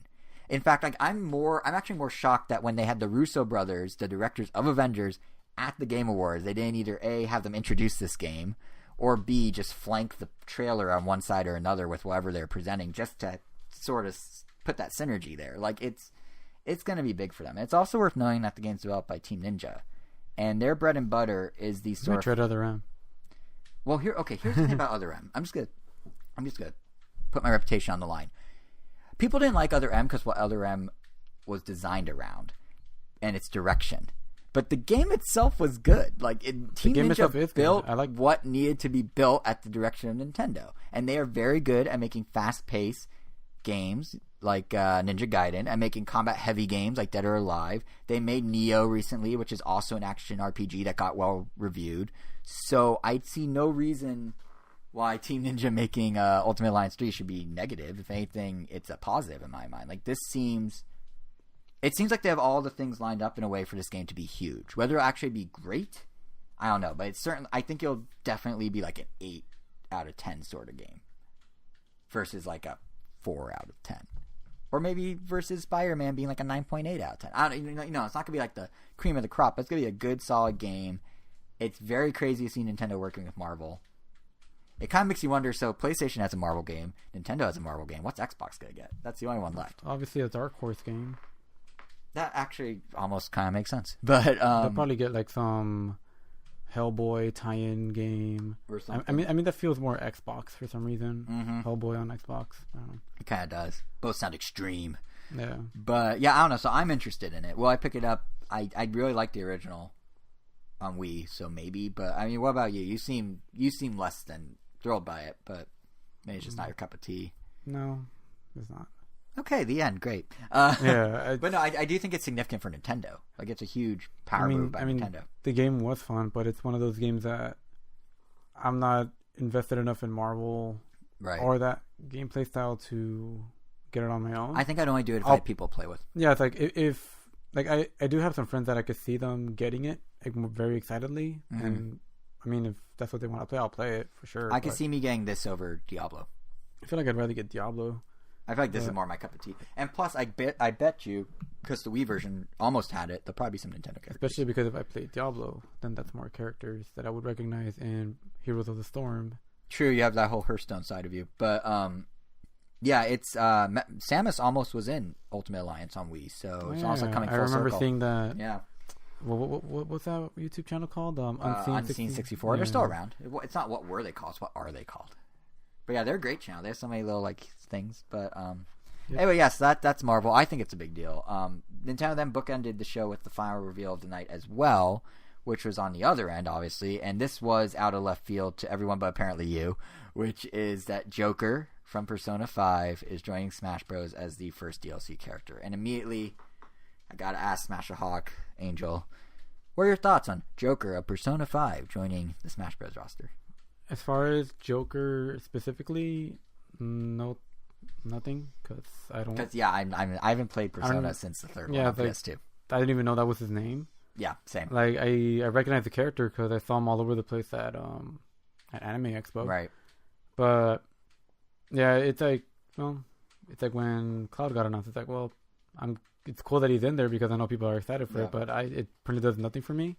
What it does, I guess, make me excited about is the fact that I guess this announcement is supposed to kind of, I guess, keep what we're supposed to expect for the rest of the announcements, which it makes it now like, all right, if Nintendo picked them, I guess they're going to be more marketing for Nintendo games, but now it's like, oh, I don't even know what it is anymore. You know what's funny? So Reggie said this on stage, and then he said it during an interview with IGN After Show, but he emphasized that all these DLC characters they're doing aren't necessarily like tied to Nintendo in any way anymore. As he put it, they can represent all gaming.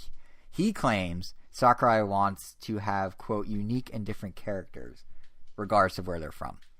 Which is fine until your point. Please don't put Goku in. Well, no. He's not a game character. No, I know, but he won't be. But here's the problem with Reggie's statement. Don't put. Whoa! You need to bleep that. Nope. Fine. You need to bleep that. Mark down that time and ding it. I saw it. 107. Wow, we've got so many episodes.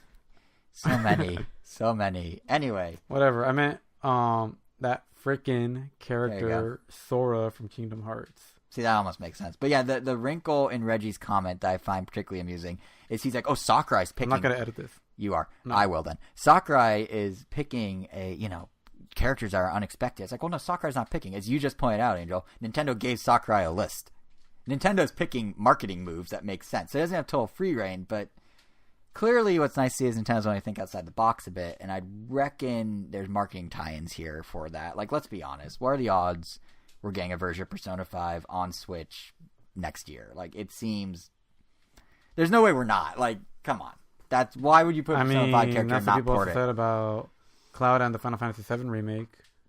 Yeah, but I thought that we are... No, it's still not confirmed for Switch. That's right. It's the one that's not confirmed yet. Yeah, and it's been like over a year. I don't know. I feel like it's I mean there's it could still come to Switch, but there's a legit rumor it is coming to Switch. I mean, that's what people also said about... No, like with details. So it's supposedly called Persona 5 Reloaded. It'll be announced when the Joker's DLC releases on Smash.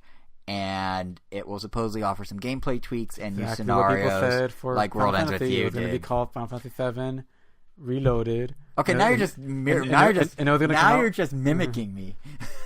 No, but supposedly this is an actual thing that's happening. But even if Persona 5 doesn't come out, like, although Persona games usually do have like a second version, like there's Persona 3, right, or Persona 4 Golden, and they have a history on Nintendo systems, mostly DS and 3DS, so it lines up.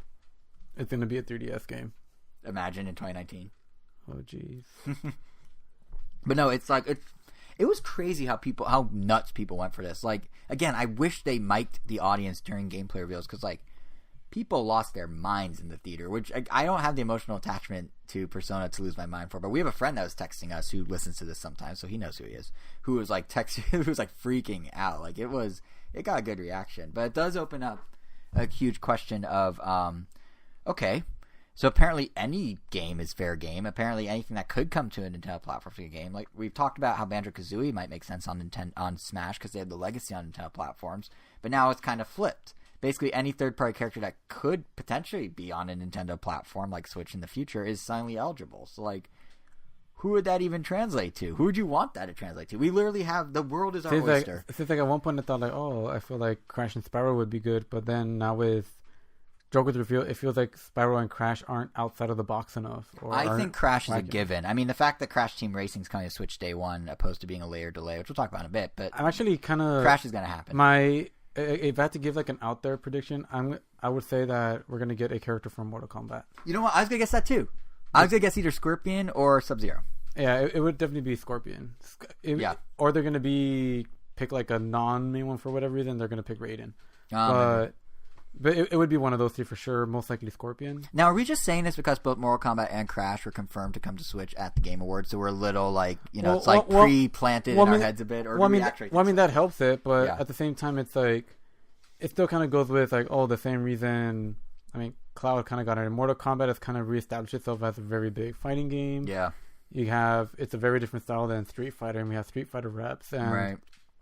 I don't know who wouldn't want to do like Ryu versus Scorpion. Yeah, that'd be great. And the fact that Mortal Kombat is typically a bloody game, very gory game, doesn't even really matter because they could just not have the gore. It could be like the Super Nintendo version. It could literally just green ooze. Yeah, it'll literally just be Scorpion saying, "Come over here." And I mean, people get stabbed here all the time. It doesn't make a difference. They don't get cut. That's true. But I mean, they get stabbed plenty of times. They get crushed. Yeah, Mortal Kombat was my immediate. Mortal Kombat and Crash. It's funny that you mentioned both. Were my kind of first two thoughts. I love to see him do like Travis Touchdown. He's not that out of the box, but like Nintendo's sort of see the trailer. It's going to be like characters fighting, and then you'll hear "Get over here," and then the cable will come out and the chain will come out and grab someone. I mean, they already kind of did the whole chain going through people's bodies when Ridley's tail went through Mario and everyone and killed them, pouring out for Mario. But yeah, I think besides those, like I was saying, Travis Touchdown maybe would be kind of interesting. I still think, although I don't know how it would work. Actually, I don't think because it's almost too much of a given. But Minecraft Steve, like, he also feels like he feels like he's too in the box, and I don't mean that because he's a block. I mean, like, literally. I almost kind of want to say that feels like a given, also. Yeah, which means it probably won't be. Like, I do like that Nintendo's trying to subvert expectations. He would be very different. He would.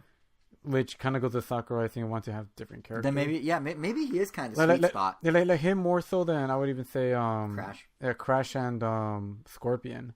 Yeah. Because he would really have to get creative for his moveset. Like, is he gonna like create blocks out of nowhere? Does he have? Sure. I mean, he has like a pickaxe theme, but he also has like Microsoft could literally be anything. Does he have a legion of creepers like Olimar's Pikmin? Yeah, so it's like I don't know. Is he gonna summon random like enemy monsters? Is he?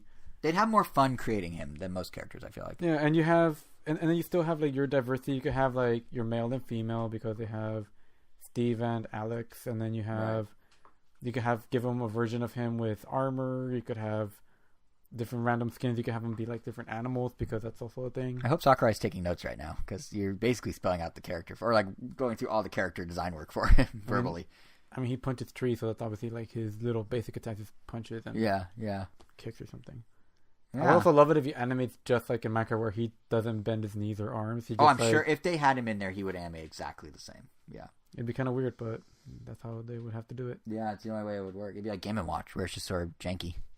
Now, would they call him Minecraft Steve or just Steve? Minecraft. They call him the same way as Duck Hunt for a dog and a duck. It's just going to be Minecraft. No, they'll probably call him Steve. Well, don't forget the player that shoots. I mean, he's still part of it. True. That's true. Yeah.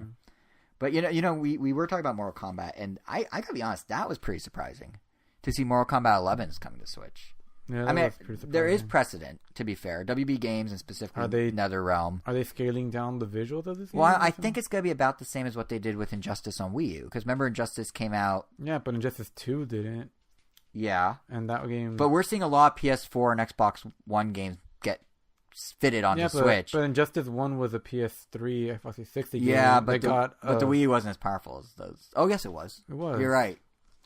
I don't know. But, I mean, they do have a history of making things work on underpowered Nintendo platforms. So I mean, not their newer games, just their old. PS, they're PS3. one instance of it. But yeah, I don't know what it's gonna be. I mean, we're only getting.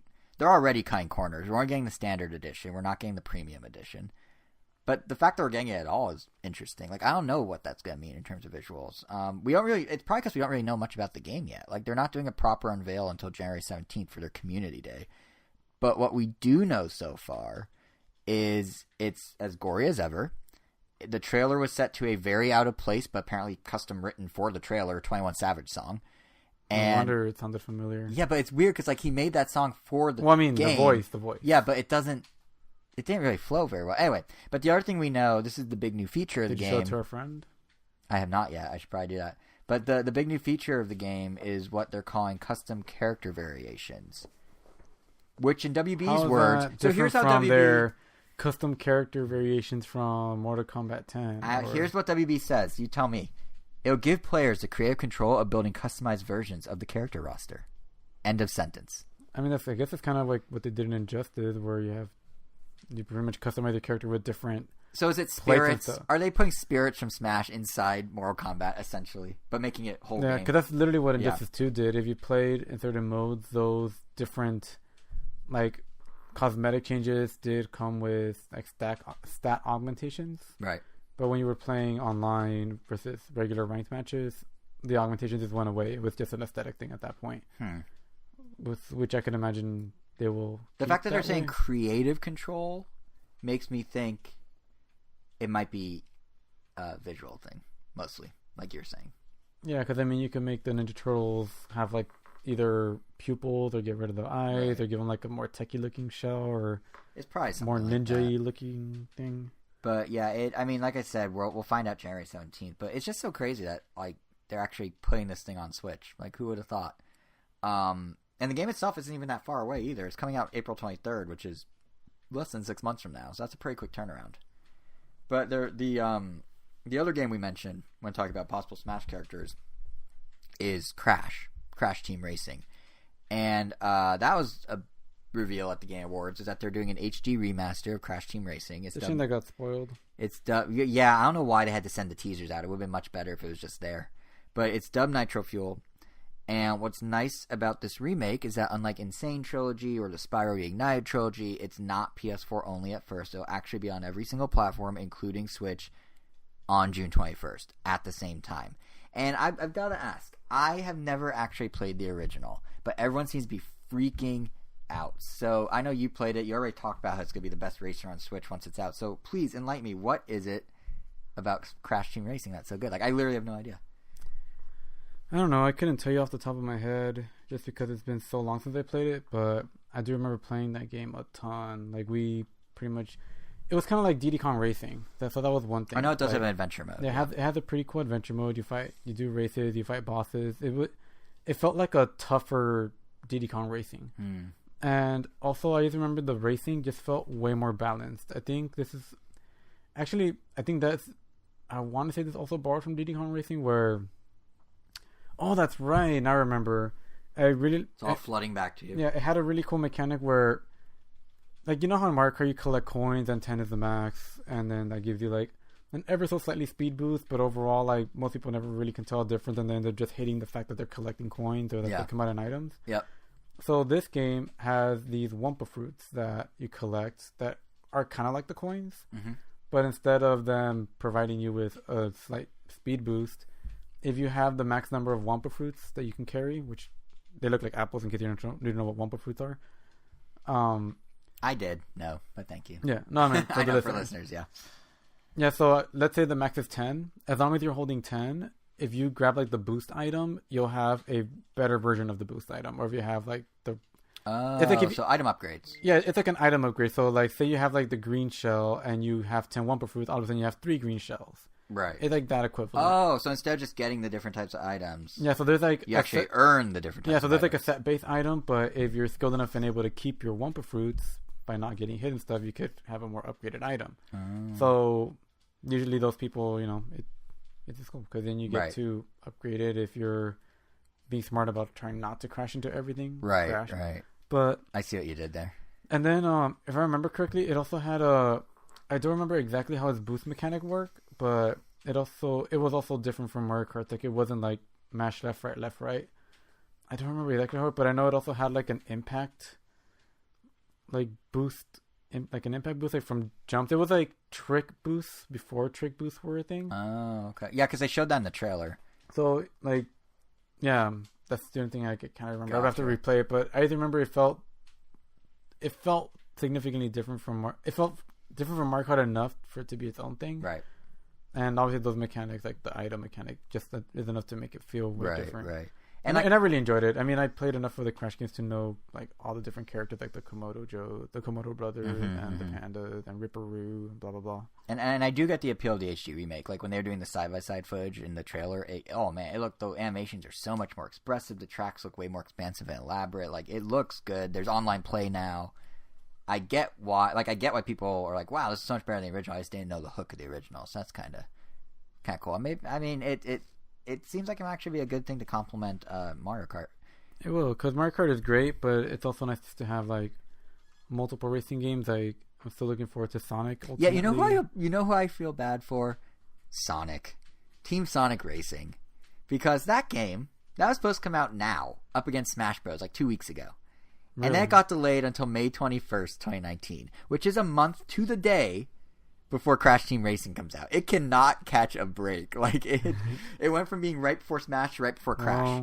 And that rhymes. Yeah, it's fighting nostalgia with nothing. Yeah, exactly. And the thing is, like, you could tell when they moved it to May, like, oh, we're way clear of Smash. Whew, okay. And then Activision's like, but you're not clear of us. But yeah, Do you think they're going to change their date again?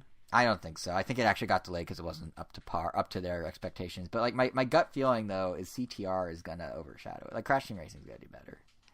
Yeah, like it has the nostalgia, like you were saying. And I mean, there's enough demand for Crash Team Racing that Activision's actually doing a limited edition version of the game. They are, as well as a standard edition. Ooh. The limited edition one basically gives you a bunch of stuff you can unlock over the course of the game on day one. That's it. It's not that special, but it is a different version. So can't wait to get this on PS4. For those extra graphics. Yeah, I gotta have all the graphics. I mean, let's just hope for Sonic's sake, though, that people just really like team-based racers enough to buy 2 in 30 days. Like, I don't know. It's kind of a funny thing where Crash is stepping on the toes of Sonic, or Sonic on the toes of Crash. I don't even know who's stepping on whose toes, but toes are being stepped on. Actually, that's not the only toes that are being stepped on. Check out this transition. Another toe stepping that occurred at the Game Awards. This one isn't quite as one-to-one as the racers, but Fortnite seems to be encroaching on Minecraft now, at least a little bit with this new creative mode they revealed. It is kind of a cool idea. So basically they're taking, you have the island where you can build stuff in Fortnite, and now they're giving every player a private island where they can do whatever they want in that island. They can structure however they want, they can build wherever they want, they can set the rules however they want, they can create games inside games, very much kind of like Minecraft or those sorts of things. Then you can invite friends over to your private island and play it, and then Epic will also be browsing all these private islands, finding the best ideas, and featuring them on the main island in a rotating area they're calling the block, where they'll rotate in new things that are built every so often and rotate them back out. And it's a neat idea. Like, for me personally, I don't think it's going to get me to start playing Fortnite more or again, because, first of all, I just suck at Fortnite. No. I do. But more to the point, I've come to realize that I just like my games pre-made. Like, I don't want to make things. Every time I buy a game where the ideas go wild to creativity, I just don't. Like, it happened with WarioWare DIY. It happened with Super Mario Maker. Like, I love Mario Maker because I thought the ability to have access to all these crazy levels was really cool. And I love doing the 100 Mario Challenge and all that. But I didn't ever build anything. Happened to me in Little Big Planet. Right. And I never... Wait, I thought you built stuff in Little Big Planet. Nothing ambitious. I mean, I built one thing. I won't describe it, but I built one thing. You already said the F word once. You might know, don't. It's fine. No. Yeah, I never got into Minecraft. I don't know if this one's better or worse. It's probably worse. I think I know what you're going to say. But yeah, I don't know I never got into Minecraft either for the same reason. It's just like, I don't want to create things. I just want to play things that are created. So I don't know, like, I don't know for me, Fortnite having a creative mode, which, by the way, calling it Fortnite creative is very uncreative of a name. But I don't know if that's going to compel me to play it. But I get it. Like, I see the appeal. You have 200 million registered players of Fortnite, which is an actual number they just hit, and is almost the entire population of Brazil. That's how big of a number that is. But when you have 200 million people, you gotta keep finding new ways to entertain those people, right? And essentially handing the keys of the kingdom to the players, in addition to continuing the curated individual seasons on the main island, that kind of seems like the smart way of doing it. You're basically creating infinite content on top of the content you're already creating for them. So I get it. You know, this is probably why a game like Fortnite's able to walk away with Best Ongoing Game at the Game Awards, because they're really good at just constantly going in new directions with it. But yeah, I don't know. Like, it doesn't do much for me. I guess if you didn't do much with Little Big Planet, it's not going to do much for you either, personally. No. I mean, I'll probably play it once every few months. Just see what's what? Well, if I play with my cousins or something. Right. Well, here's a question, because you deal with, or at least you used to more, work with kids who are super into Fortnite and Minecraft and all that. Do you think, I mean, they're obviously playing both, but do you think this will actually pull people off Minecraft?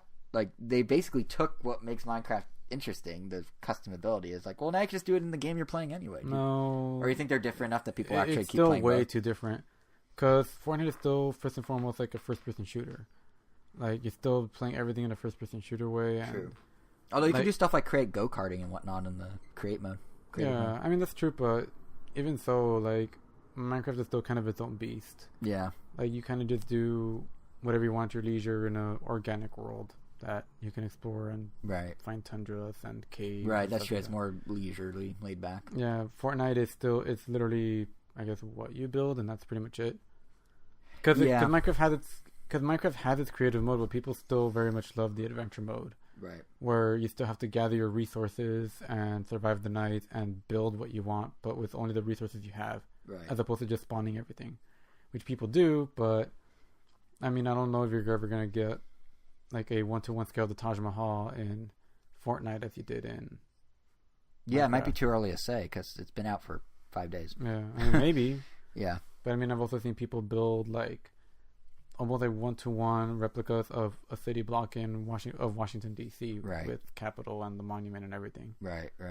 I do think part of it is like, I don't know.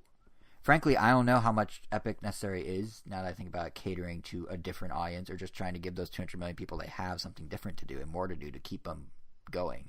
Like, maybe that, you know, maybe for a few, the creative outlet's all I need to get into Fortnite, but for a lot of people, I'm sure it's just like, oh, I play Fortnite, here's this other thing I can do in Fortnite. Like, it's a huge audience to cater to, but it's an existing engaged one, maybe more than it is moving people over from a different game. Yeah, but it's still really interesting. Like, I think it's really cool that they're actually plucking out things and putting them in the main game as they see them. But we'll see what it turns into. We'll see if someone builds the Taj Mahal or Washington D.C. or the White House or what have you. If someone does build the Taj Mahal, that'd be interesting.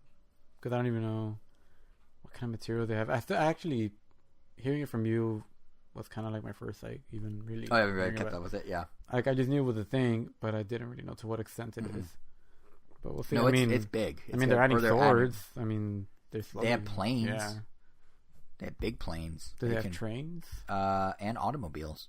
No, I don't think they have trains, but they do have automobiles, buggies. But yeah, those were the big Switch announcements. I mean, there are some other things too. There's Stranger Things 3, the game, which is the most basic thing they could have done for a Stranger Things game. And there's also a game called Sayonara Wild Hearts, which I don't even really know how to describe, honestly. It's from a studio called Simogo, who's made a collection of odd, kind of cult classic-ish mobile games. And besides looking like Mad World, if it was, I don't know, dipped in pink paint or something, the game just has like a crazy synopsis. Like, I just copy and pasted it into my notes here, because I just have to read it in full, because it's like, what? This was the very first game they showed at the Game Awards, premiered, and here's its synopsis. Sayonara Wild Hearts is a euphoric music video dream about being awesome, riding motorcycles, skateboarding, dance battling, shooting lasers, wielding swords, and breaking hearts at 200 miles per hour. What that means in terms of how gameplay works is anyone's guess, but it sounds like it may be a rhythm game. In which case, I'm very interested, especially because the press release says you play the music, and I imagine that might get you interested, possibly, if it's a rhythm game. But visually, it looks really cool. I really like the look of it, and it stood out in the sea of other stuff at Game Awards because it was the only thing that was hot neon pink for about 80% of its footage. But yeah, I don't know. It's if nothing else. I mean, what did you? I don't even know what to. I can't wrap my head around it. Did you have any thoughts of it when you saw it? Were you just like, what? It made me miss Moonbeam City. Yeah, that's what it looks like more than Mad World. Yeah, Moonbeam City. It has that 80s like neon soaked pop, electro pop vibe. Yeah, kind of like. Also, kind of reminds me of that other game, the Something Vikings. Oh yeah, the one we played. I'm forgetting the name. Something Lance. Oh wow, we covered it this year. Interesting game. Yes, I know what you're talking about. I can find it. But yeah, I don't know about Wild Hearts. I feel like I need to see more about it. Yeah, I kind of want to know what the gameplay is. I really hope my theory that it's actually a rhythm game turns out to be reality, opposed to me just speculating. But yeah, because like I don't know. It's hard to put into words. I can't remember the name of the game that we It wasn't an English name for sure. It had kind of like a pronunciation quirk to it. It did. I'm looking for it right now. That's why I'm sort of buying time by asking you if you remember it. It was. I'm still looking. Well, I guess we just have to move on to the next one. Nope. So Turbolance is on the way to the Switch. I'm still looking for this according to this Nintendo Everything article. So Turbolance is... You know what's funny about Turbolance and why I put it where I did? So Turbolance is actually... I can't find it. What do you mean put it where you did? I clearly wanted to talk about it. I meant... Well, you caught me in my lie, didn't you? No, I can't find it. Whatever. We know what we're talking about. Yeah. The funny thing about Turbolance is, so we had Sayonara Wild Hearts, which was like the most indie thing at the Game Awards, maybe. And it was about motorcycles. And then, 2 days after the Game Awards, we had the Kind of Funny Games Showcase, which is, the media conglomerate Kind of Funny Games. Greg, what's his name, and all of them do that. And they did a live stream in the same week of the Game Awards to kind of pump up the indie side of the industry. And in the same way that they had reveals at the Game Awards for real games, they used the showcase to highlight a bunch of indie or smaller games that deserve some attention. And we got news about things like, Super Meat Boy Forever. That's coming to Switch in April. That's now confirmed. Walking Dead Episode 3 of the final season will be hitting on January 15th, courtesy of Skybound Games. That's now confirmed. So we got some news like that. Neat. But then we also got Turbolance, which is also weirdly an indie game about riding motorcycles. So it just seemed perfect to sort of pair them together. And unlike Sayonara, in this game, you're jousting on motorcycles. And that's kind of what caught my eye about it, is you're basically in this top-down arena, different shapes and sizes of arena, and up to 4 people can just like ram into each other on motorcycles, and you're kind of duking it out. And the game very much fits the increasingly common MO of Switch indies. It's multiplayer first, it's arena based, it's hop in, hop out combat. But just the premise of it, where you're jousting on motorcycles, and the physics that come with that sort of movement, just made it stand out a bit to me compared to some of the others we've seen on the system. And that's what was kind of cool about the Kind of Funny Game Showcase, is there were some games we've seen. There are a lot of games in there. Like, there were like a dozen announced for Switch. We're not going through all of them. But there's a lot of them that, are just like, oh yeah, it's a cool looking indie. But then there's some that just like sort of caught our eye a bit more. So Turbolance was one for me. One for you, I think, was at Sundown, right? You texted me about that one. Yeah, Shadows at Sundown. Yeah. Is it called Shadows at Sundown? I thought it was just called at Sundown. Maybe it is Shadows at Sundown. Well, either way, that game. What was it about that one that caught your eye? Mainly just the visuals. I mean, it did play with light and dark kind of interestingly. Like that's its gimmick. It's basically 4-player hide and seek with guns, where like, from what I can tell at least, basically you're avoiding light, you're running around in the dark. It's also top down, but then every time you shoot your gun, a burst of light appears, but you want to try and get the other people that are in the dark without revealing yourself too much, and you're kind of shooting at you. And you know what it really looks like? I mean, it's like Nintendo Land's Luigi's Mansion mini game, but everyone's the same role, and that's killing each other. Yeah, I mean, when I saw it, it just looked like another like fun party game that wasn't just another like 2D side. Exactly, or like a 2D arcade one. Because I mean, like now that we finally have Towerfall, like, we've been playing that a ton with our friends, and it's super fun. Yeah, we'll impress that at next episode. Yeah, we've been playing like more Ultimate Chicken Horse. Like we're. Mm-hmm. like we don't need the hat one. Yeah, I forgot what it was called.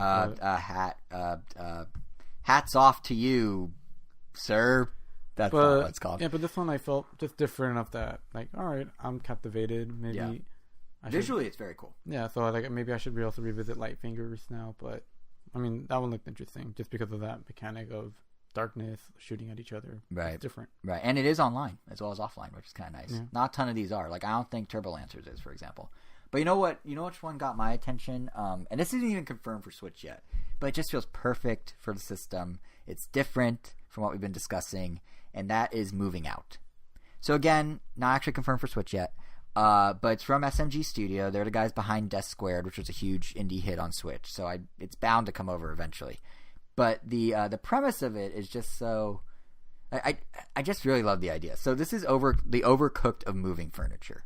You and a friend team up, co-op, either online or off, to literally haul furniture from point A to point B, which sounds simple enough, but you're weaving through traffic, you're aboard aircraft and hauling furniture off the wing, you're moving across active volcanoes, there are conveyor belts you have to utilize, there are slingshots to launch furniture across gaps.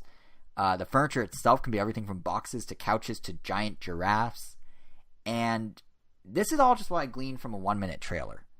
And there's that much variety in just that. But like I said, it's basically the Overcooked formula, just applied to a different activity.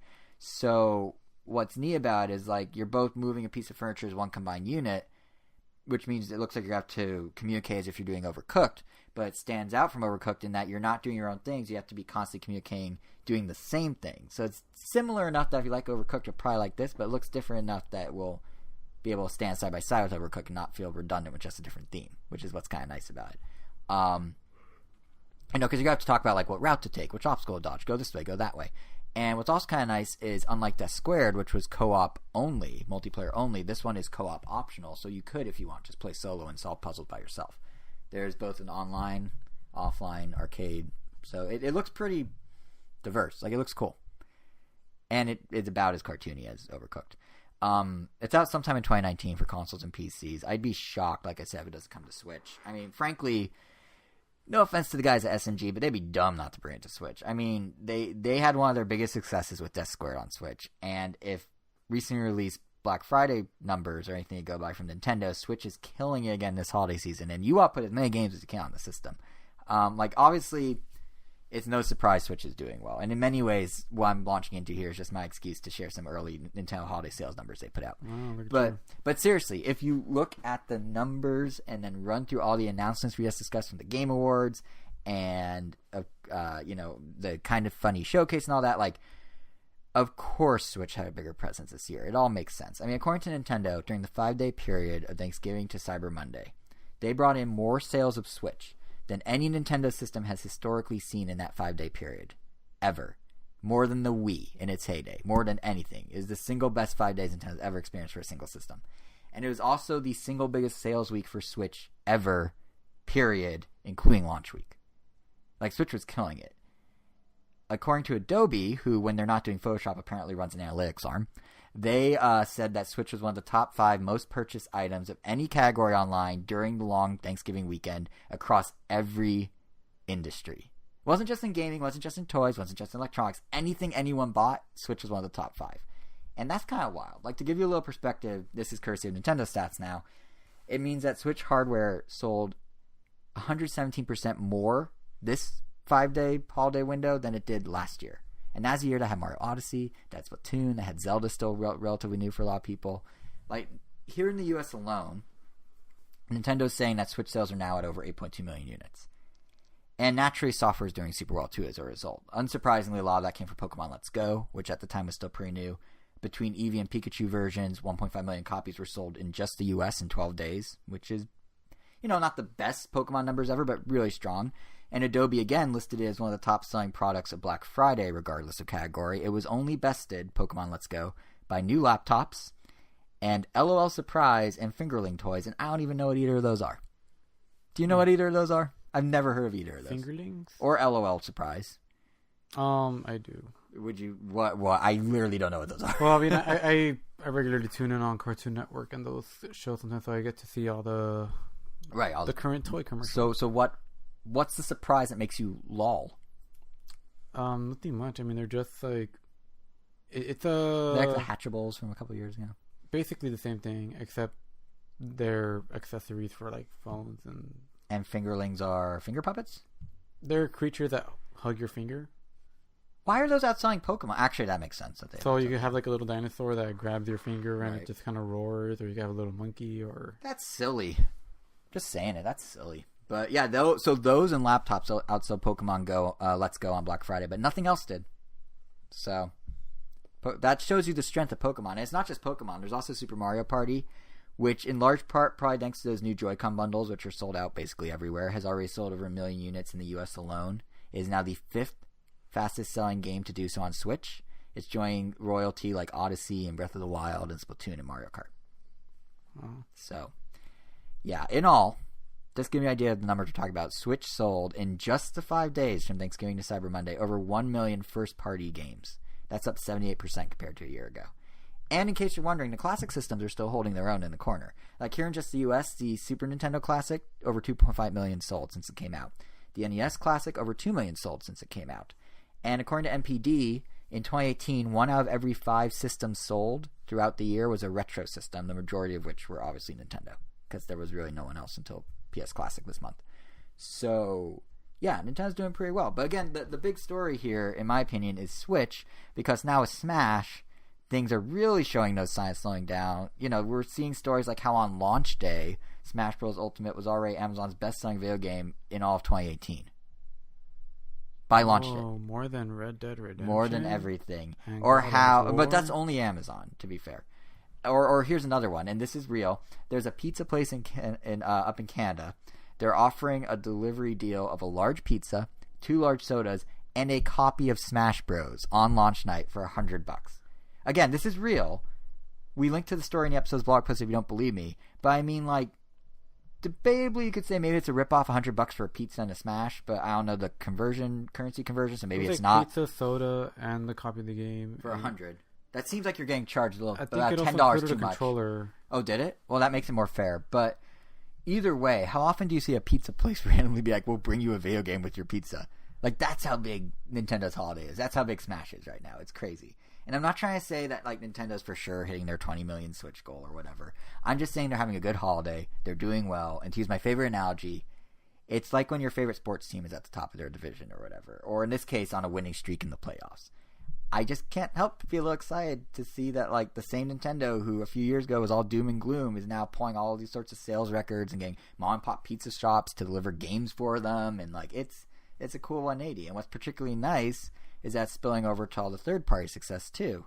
You know, like Warframe already been downloaded over 1 million times on Switch. Nuts. And like I was saying at the top here, we had such an eventful Game Awards and Kind of Funny Game Showcase where there were so many Switch announcements because of the success. It's why games we're not used to seeing on Nintendo systems. Stuff like Mortal Kombat suddenly showing up, or it was announced that Grid Autosport from Codemasters is being ported to Switch.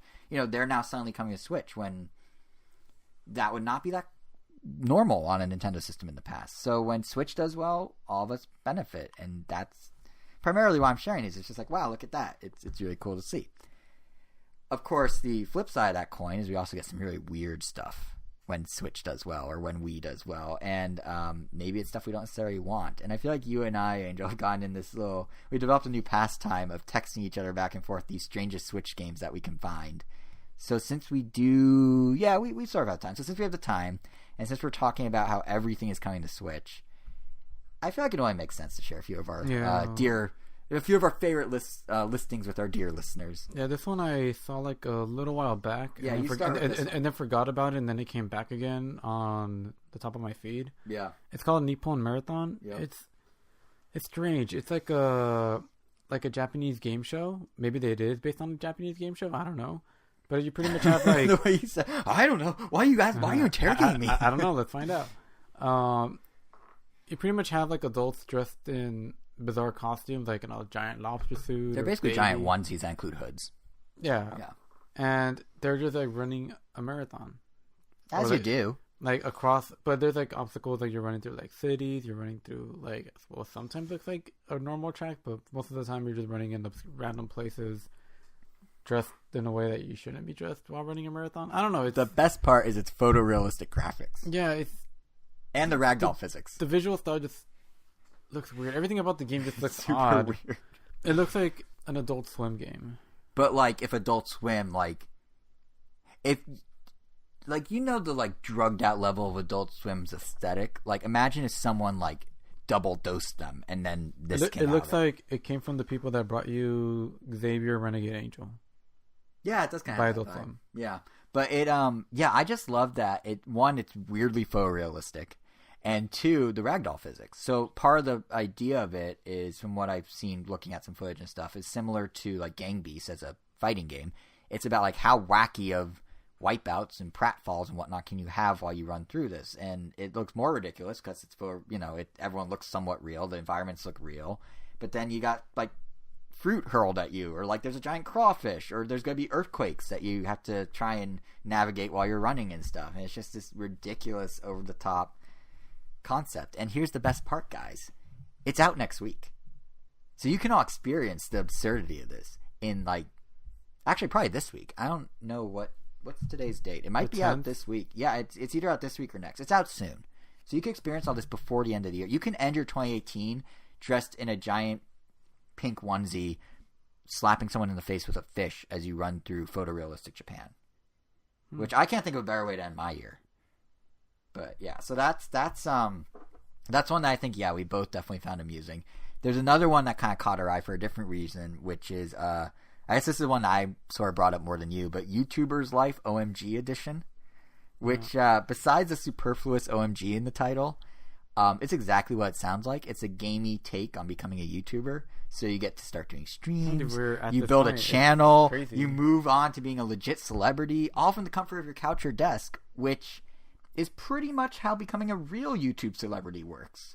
So keep in mind, we're not saying that it's easy. We're just saying that you do it from the comfort of your couch or desk. Yeah, and it's like the exact same process, except not virtual. Well, it is virtual. It's just not digital. No, it is digital. It's just not fake. But yeah, and to be fair, the game's got some variety. Like, they actually put some effort into this. Your channel could be about video games. It could be about music. It could be about cooking.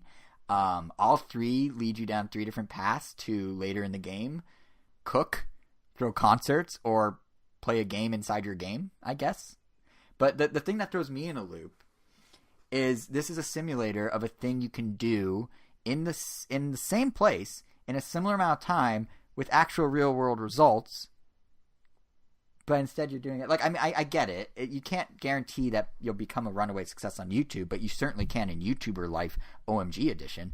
But like, I mean, we can't all be iJustine. I get that, but if you're into that YouTube culture, why not just like be on YouTube? I mean, especially if you want to be a Nintendo streamer, because that's now easier than ever. Nintendo just lifted their creator program restrictions, which is convenient because it's right as we start getting into live streaming. But the original program was a bit silly, and that required you to sign up with Nintendo, give them a percentage of your ad revenue if you featured their games in your video. No, I think it's like 60-40 or something. Yikes. But you were close. I see what you did there, that Epic Game callback. Anyway, the idea was it was better for the streamer and Nintendo if you split the revenue than Nintendo's previous policy of just full-on claiming all the ad revenue out from under the streamer, which was horrible. But it was still met with blowback. Nintendo was approving entire channels opposed to individual videos, meaning that if you made a channel, either it had to be only about Nintendo, or you had to give up revenue for videos that weren't Nintendo related to Nintendo. So that made no sense. So they've canned that. They ended it entirely. Now, as long as you have original content on top of the gameplay, commentary, whatever, you're good. And that's really how it should be. That's how most publishers do it. So that's fine and dandy. But back to YouTuber Life. I guess if this was aimed strictly at kids, it makes a certain amount of sense. Like, most parents probably don't want little Timmy, who, we mentioned enough on the show here that he's basically a YouTube celebrity at this point. But they probably don't want little Timmy to go make videos at age 6 or 7 because he's a little too young to be on the internet. But so maybe in a way, I get what YouTuber's Life is all about. Maybe it's not so strange because it's replacing a real world. To protect the kids from the internet. So maybe the thing that's weird about it to me is maybe it's strange because it's a deeper, like, reflection of our society. Maybe, like, it's reflecting how we no longer just idolize celebrity, but now anyone who has this innate ability to be charismatic on camera, regardless of any deeper talent, a sense of right or wrong, any moral compass, with whether or not they have any worth they can bring to the culture, maybe we shouldn't just glamorize all of them. Maybe we don't need the Jake Pauls and the Logan Pauls. And maybe a game like this is encouraging that. And maybe that's bad. And these are just things to think about when you're not thinking about running through Japan in a onesie. I'm just putting it out there. But that might have gotten a bit too real. So, Angel, why don't you give us our third quote-unquote game coming to Switch that we wanted to highlight. This is one you also showed me. Yeah, this one is my favorite because it's just odd, but I also kind of get like a... I don't know, kind of like a nice like little feeling like, oh, I guess this is kind of neat. So it's essentially a Santa tracker. It's literally called Santa Tracker. I'm sure there's something like this on iOS, but... Fun fact, it's actually ported from Android directly, so I guarantee there's something like this at least on the other mobile platform. I'm sure there was something of it on mobile or that this existed in some form, but essentially it just quote-unquote tracks Santa's movement as he preps for Christmas Eve, gets his deliveries, and is actually making his way across the world. So that a kid, in theory, can like just watch and be like, "Oh, he's like in our state. He's in. Oh, he just flew by us. I didn't even notice. Where's my gift? It's still not here." Yeah. Now, to be fair, kids can do that for free right now. Well, come Christmas with Google Maps, Netflix, NORAD. A bunch of people offer it. But what this gets you, and by the way, it's already out now. So if you like what you hear, just head to the eShop and download it for $3. You get not just the tracker, but a Christmas countdown screen, a Santa blog, and a separate section called News and Letters, which I don't know how it's different from the Santa blog. Oh, and sightings of Santa, which I don't know what that is, but I really hope it's just bad photoshops of Santa around the world that they just slowly trickle out to you. Like I just want like Santa in like sunglasses in Hawaii kicking back, and then a minute later it transitions to him in like your Ontario, and then it's your backyard, and then he's in the room and he's over your shoulder and it's a live feed. They could have done that with the Wii U's camera on the gamepad. But yeah, I don't really like entirely understand what most of this is for, but the tracking idea is kind of, yeah. So if you want to spend $3, you can do it on Switch. The app exists in its entirety on Android. Yeah, I guess the real takeaway is it's not really just a bleh release on Switch. It's a bleh release on any 100,000 of devices that run Android. Millions, even. But conceptually, it's kind of cool. But you could also do it without paying. Yeah, I mean, I like the concept. Yeah, the concept's cool. It's nice for little kids. Should be free and maybe offer like some monetization in it in some way. Like maybe you have to pay per Santa blog post instead. Maybe. I don't know what these posts are. I almost want to download this just to see what is a Santa blog post, how is it different from news, and what are these pictures of Santa. Should we do it? Should we do it for next episode? Yeah, you should totally do it. Okay, we're going to do it. I'm going to download Santa Tracker, everyone, and we'll report back next episode. Do track it on Christmas Day, especially since you won't have anything going on. Well, it depends on when we get back from Vegas. We'll be in Vegas on Christmas Eve. Yeah, but we're getting back on before people would have Christmas dinner. Okay, so that's my assignment. Everyone, come December 24th, and I'll remind you in our next episode, you will definitely want to tune into the @JSR7 Twitter account because I will be live tweeting the Santa Tracker app for the Nintendo Switch. Because there's no better way for a Jew to celebrate Christmas than to track a fictional man through an app that really has no idea where he is because he's not real. But I'll let you know what the blog posts are. I'm sure it'll be interesting. Yeah, so stay tuned for that. But first, before we do that, you know what's kind of funny? We talked so much about all this stuff coming to Switch. Like, there's a lot coming to Switch. This was like a winter E3 almost. There's a lot. But, you know, the ridiculous of the last couple things, the cool stuff before that. But there were two very heavily rumored games that ended up being nowhere to be found at all these past couple weeks. One was a remake of Skyward Sword, and the other was, well, anything Metroid related. So Skyward Sword is interesting because we kind of knew it wasn't going to happen going into the Game Awards, even though it was originally rumored to be there. So basically, at a Zelda orchestra performance in Osaka, the series head, Eiji Aonuma, he made some comments along the lines of, I know what you're thinking. Skyward Sword on Switch, right? Like, out of nowhere. He said that at the end of the concert. People clapped and applauded. It snowballed into this idea that, it's going to pop up at the Game Awards. And then Nintendo smacked it down as like, no, it's not. So, I don't know. Like, first of all, I'm kind of into the idea. Even if it wasn't at the Game Awards, I'm kind of into the idea of a Skyward Sword HD remake. Like, let the goose be loose on Switch. Sure, why not? Like, even if Aonuma was just kidding, it could legitimately be kind of cool. Like, for all the flack the game gets from that vocal minority that hates the motion controls, I admit I'm sort of one of them. I like the structure. It's different. It's a little more streamlined. The whole idea of floating islands in the sky that you fly to, that's kind of cool, and, like, sort of flipping Wind Waker on its head. Like, I think if it were to come to Switch, I don't know, like, they'd have to take a lot into consideration. namely the motion controls, right?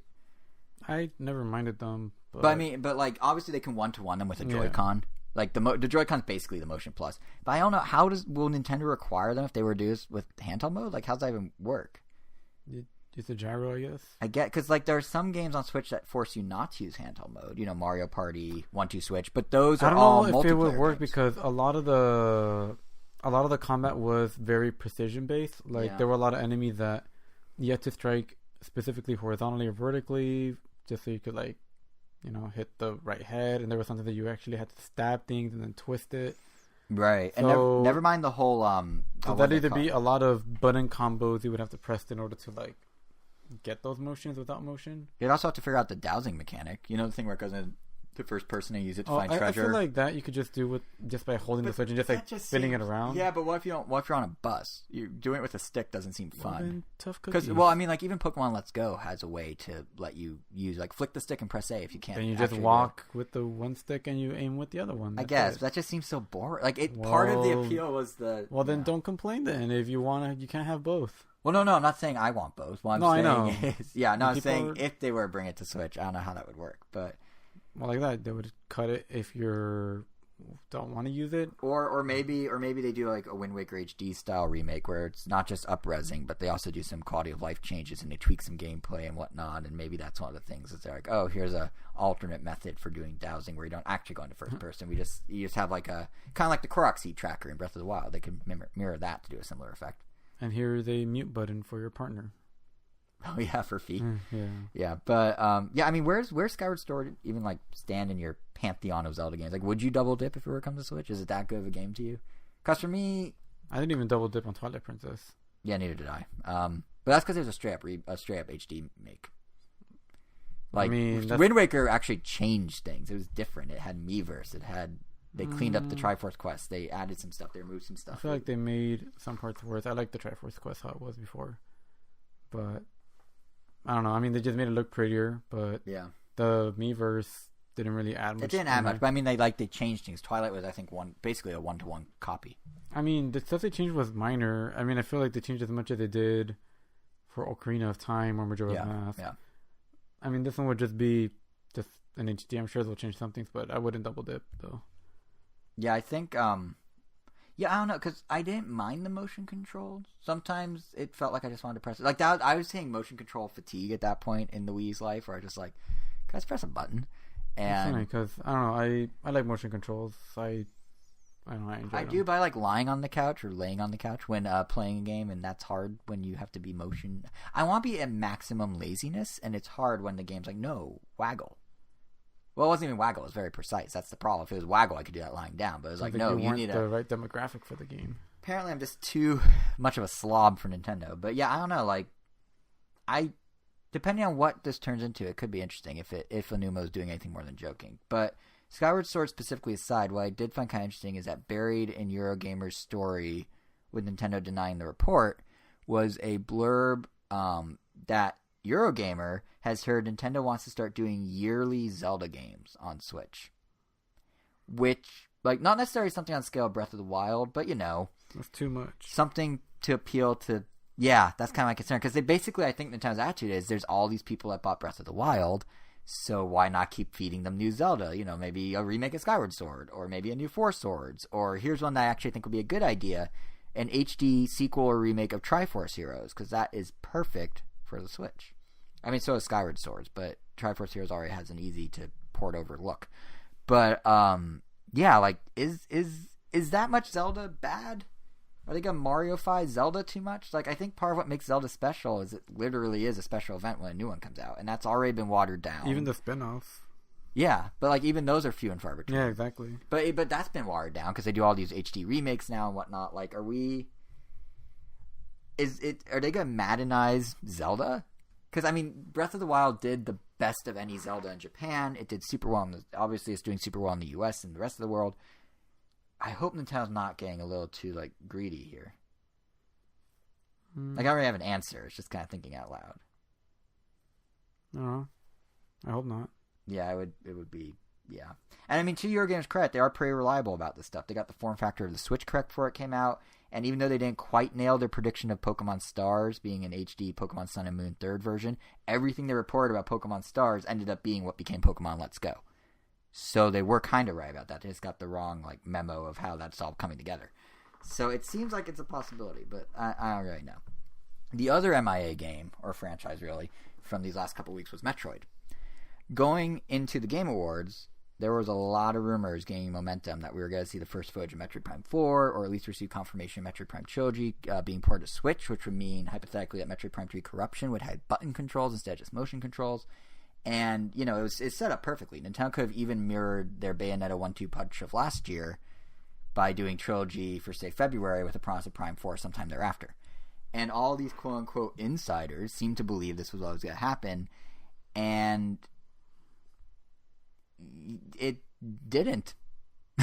There was just no Metroid, which is fine, but it did lead us to have a conversation when the rumors were still at their peak that I thought would be worth mentioning here, which is, the fact that Metroid Prime 4 was announced over a year and a half ago now, and we've seen nothing of, or the fact that Bayonetta 3 was announced a year ago at the Game Awards, and we've still got nothing. Is Nintendo starting to jump the gun a bit with these announcements? Are they announcing things too far in advance now, where... Emphatic, yes. What makes you say that? The fact that we still don't know anything about them. That's fact fair. That we have nothing to go on. That it just feels like a waste of an announcement. Yeah, I get it from a business perspective. No, I mean, obviously, yeah. Yeah, put all the names out there early. Get them enticing people to buy Switch early on. Yeah, but I mean, I don't care about that. I'm the consumer. What's funny is, a year ago when they were doing all this, I was praising Nintendo. I remember after Game Awards last year, I'm like, oh, it's so clever. They have this super lockdown strategy of they do a bunch of information on games in the near future, and then they throw a Hail Mary for, a far-off game just to get the hype going. But what I didn't expect is then it'd be 18 months and we still haven't seen that game. It's weird. They did it again with Animal Crossing. They announced Isabelle for Smash, and they're like, Animal Crossing 2019. Even people that I know that are excited about it, the prospect of a Metroid Prime 4, weren't even hyped about the initial announcement because they didn't know anything. Yeah, there was nothing to know. It was just a logo. Yeah. It's we knew at some point, or we felt like a Metroid Prime 4 in the future is kind of a given. It's kind of like when, I forgot who reported it, but they're like, oh, they're working on a new Zelda game. It's okay. What else is new? It's we know you guys are working on something. Just announce it once you have something to show. Imagine how much better. Let's say Metroid Prime 4. There was never any hype to build for the future. If anything, it's right. Maybe died down even more now. And let's say Metroid Prime 4 was at the Game Awards, and let's say we didn't know it was in development. Could you imagine Yeah, it'd be a brief roller coaster of emotion, but how great that would have been better. Now it's just kind of it's oh, there it is. Yeah, it's literally just going to be all right, just give it to me already, or it's not going to be the same as. Which again, I understand why they do it for marketing reasons, but yeah. If you took the energy that came out of the Joker reveal for Smash and did it for Metroid Prime 4 out of nowhere, people would have lost their minds. It would have been amazing. Especially after the Metroid Prime Alliance, or I forgot what that. Federation Force. I like Federation Force, but to kind of go back to that was a bad game. It just came out at a bad time. It did. But to go back to the sports team analogy I was using earlier, it's right now what they're doing is, so they announce Metroid and then they have it later. It's kind of your favorite team's doing really well and they're on a winning streak. So it's oh yeah, cool, they won, I'm happy, but they've done that 8 times in a row. There's no drama, there's no, you know what I mean? It's just it keeps happening. Versus what if it was a comeback win? So something out of nowhere turns into something substantial. That's what Metroid Prime 4 could have been. But alas. But speaking of winning, we've got one more thing before we go. We're almost done with the episode, but we have our eShop gift card giveaway winner to announce.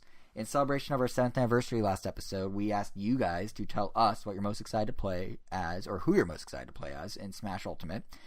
And man, you guys gave diverse answers, more than I expected. First off, thanks to everyone who entered. I think this ended up being one of our biggest contests, or bigger contests we've had. And I'm happy to report that personal favorite of mine, Piranha Plant, he came in first place. The majority of, well, not the majority, but the largest individual character was him. But surprisingly, right behind him were the Belmonts, which I guess it goes to show that even though you and I were kind of male in their existence, it is a lot of people weren't, and they are kind of a big deal, I guess. That's kind of cool to see. And then you got Ridley and Isabelle tied in third, and some others that got shouted out were newcomers like Dark Samus, Inkling, Kid K. Rool. Someone even got in Joker from Persona 5 right under the deadline of our contest, since it lined up just right. And there are surprisingly a lot of classic characters called out too. Mario got 3 mentions, which kind of surprises me. Snake got like 4. Ice Climbers, Toon Link, Kirby, they all got shout out. So thank you again to everyone for sharing your picks and entering. But alas, there can only be one actual winner.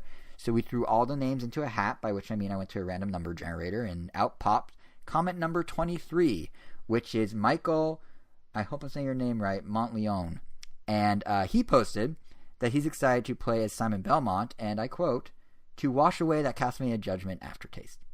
So, congrats, Michael. Hopefully Simon's already done that for you in Smash, and if not, maybe a $50 eShop card will do the trick. So, keep an eye on your email in the coming days for your digital code. We'll get that out to you right away. Thanks again to everyone who entered. We'll try to do giveaways every so often, so make sure to keep following us at Round Nintendo on Twitter, or subscribe to us on your favorite podcasting app. We're on, Apple Podcasts, Google Podcasts, Stitcher, Spotify. There's our YouTube channel, RamNintendo.com. You can find us there, or whatever app you use. That's also going to all come in handy for our next episode, which arrives back on our usual Sunday time slot, assuming I don't get deathly ill a second time, which will be December 23rd. And it should be a good one. We'll be rounding out some of our impressions of indie games that we haven't had a chance to talk about from throughout the year that we missed for one reason or another.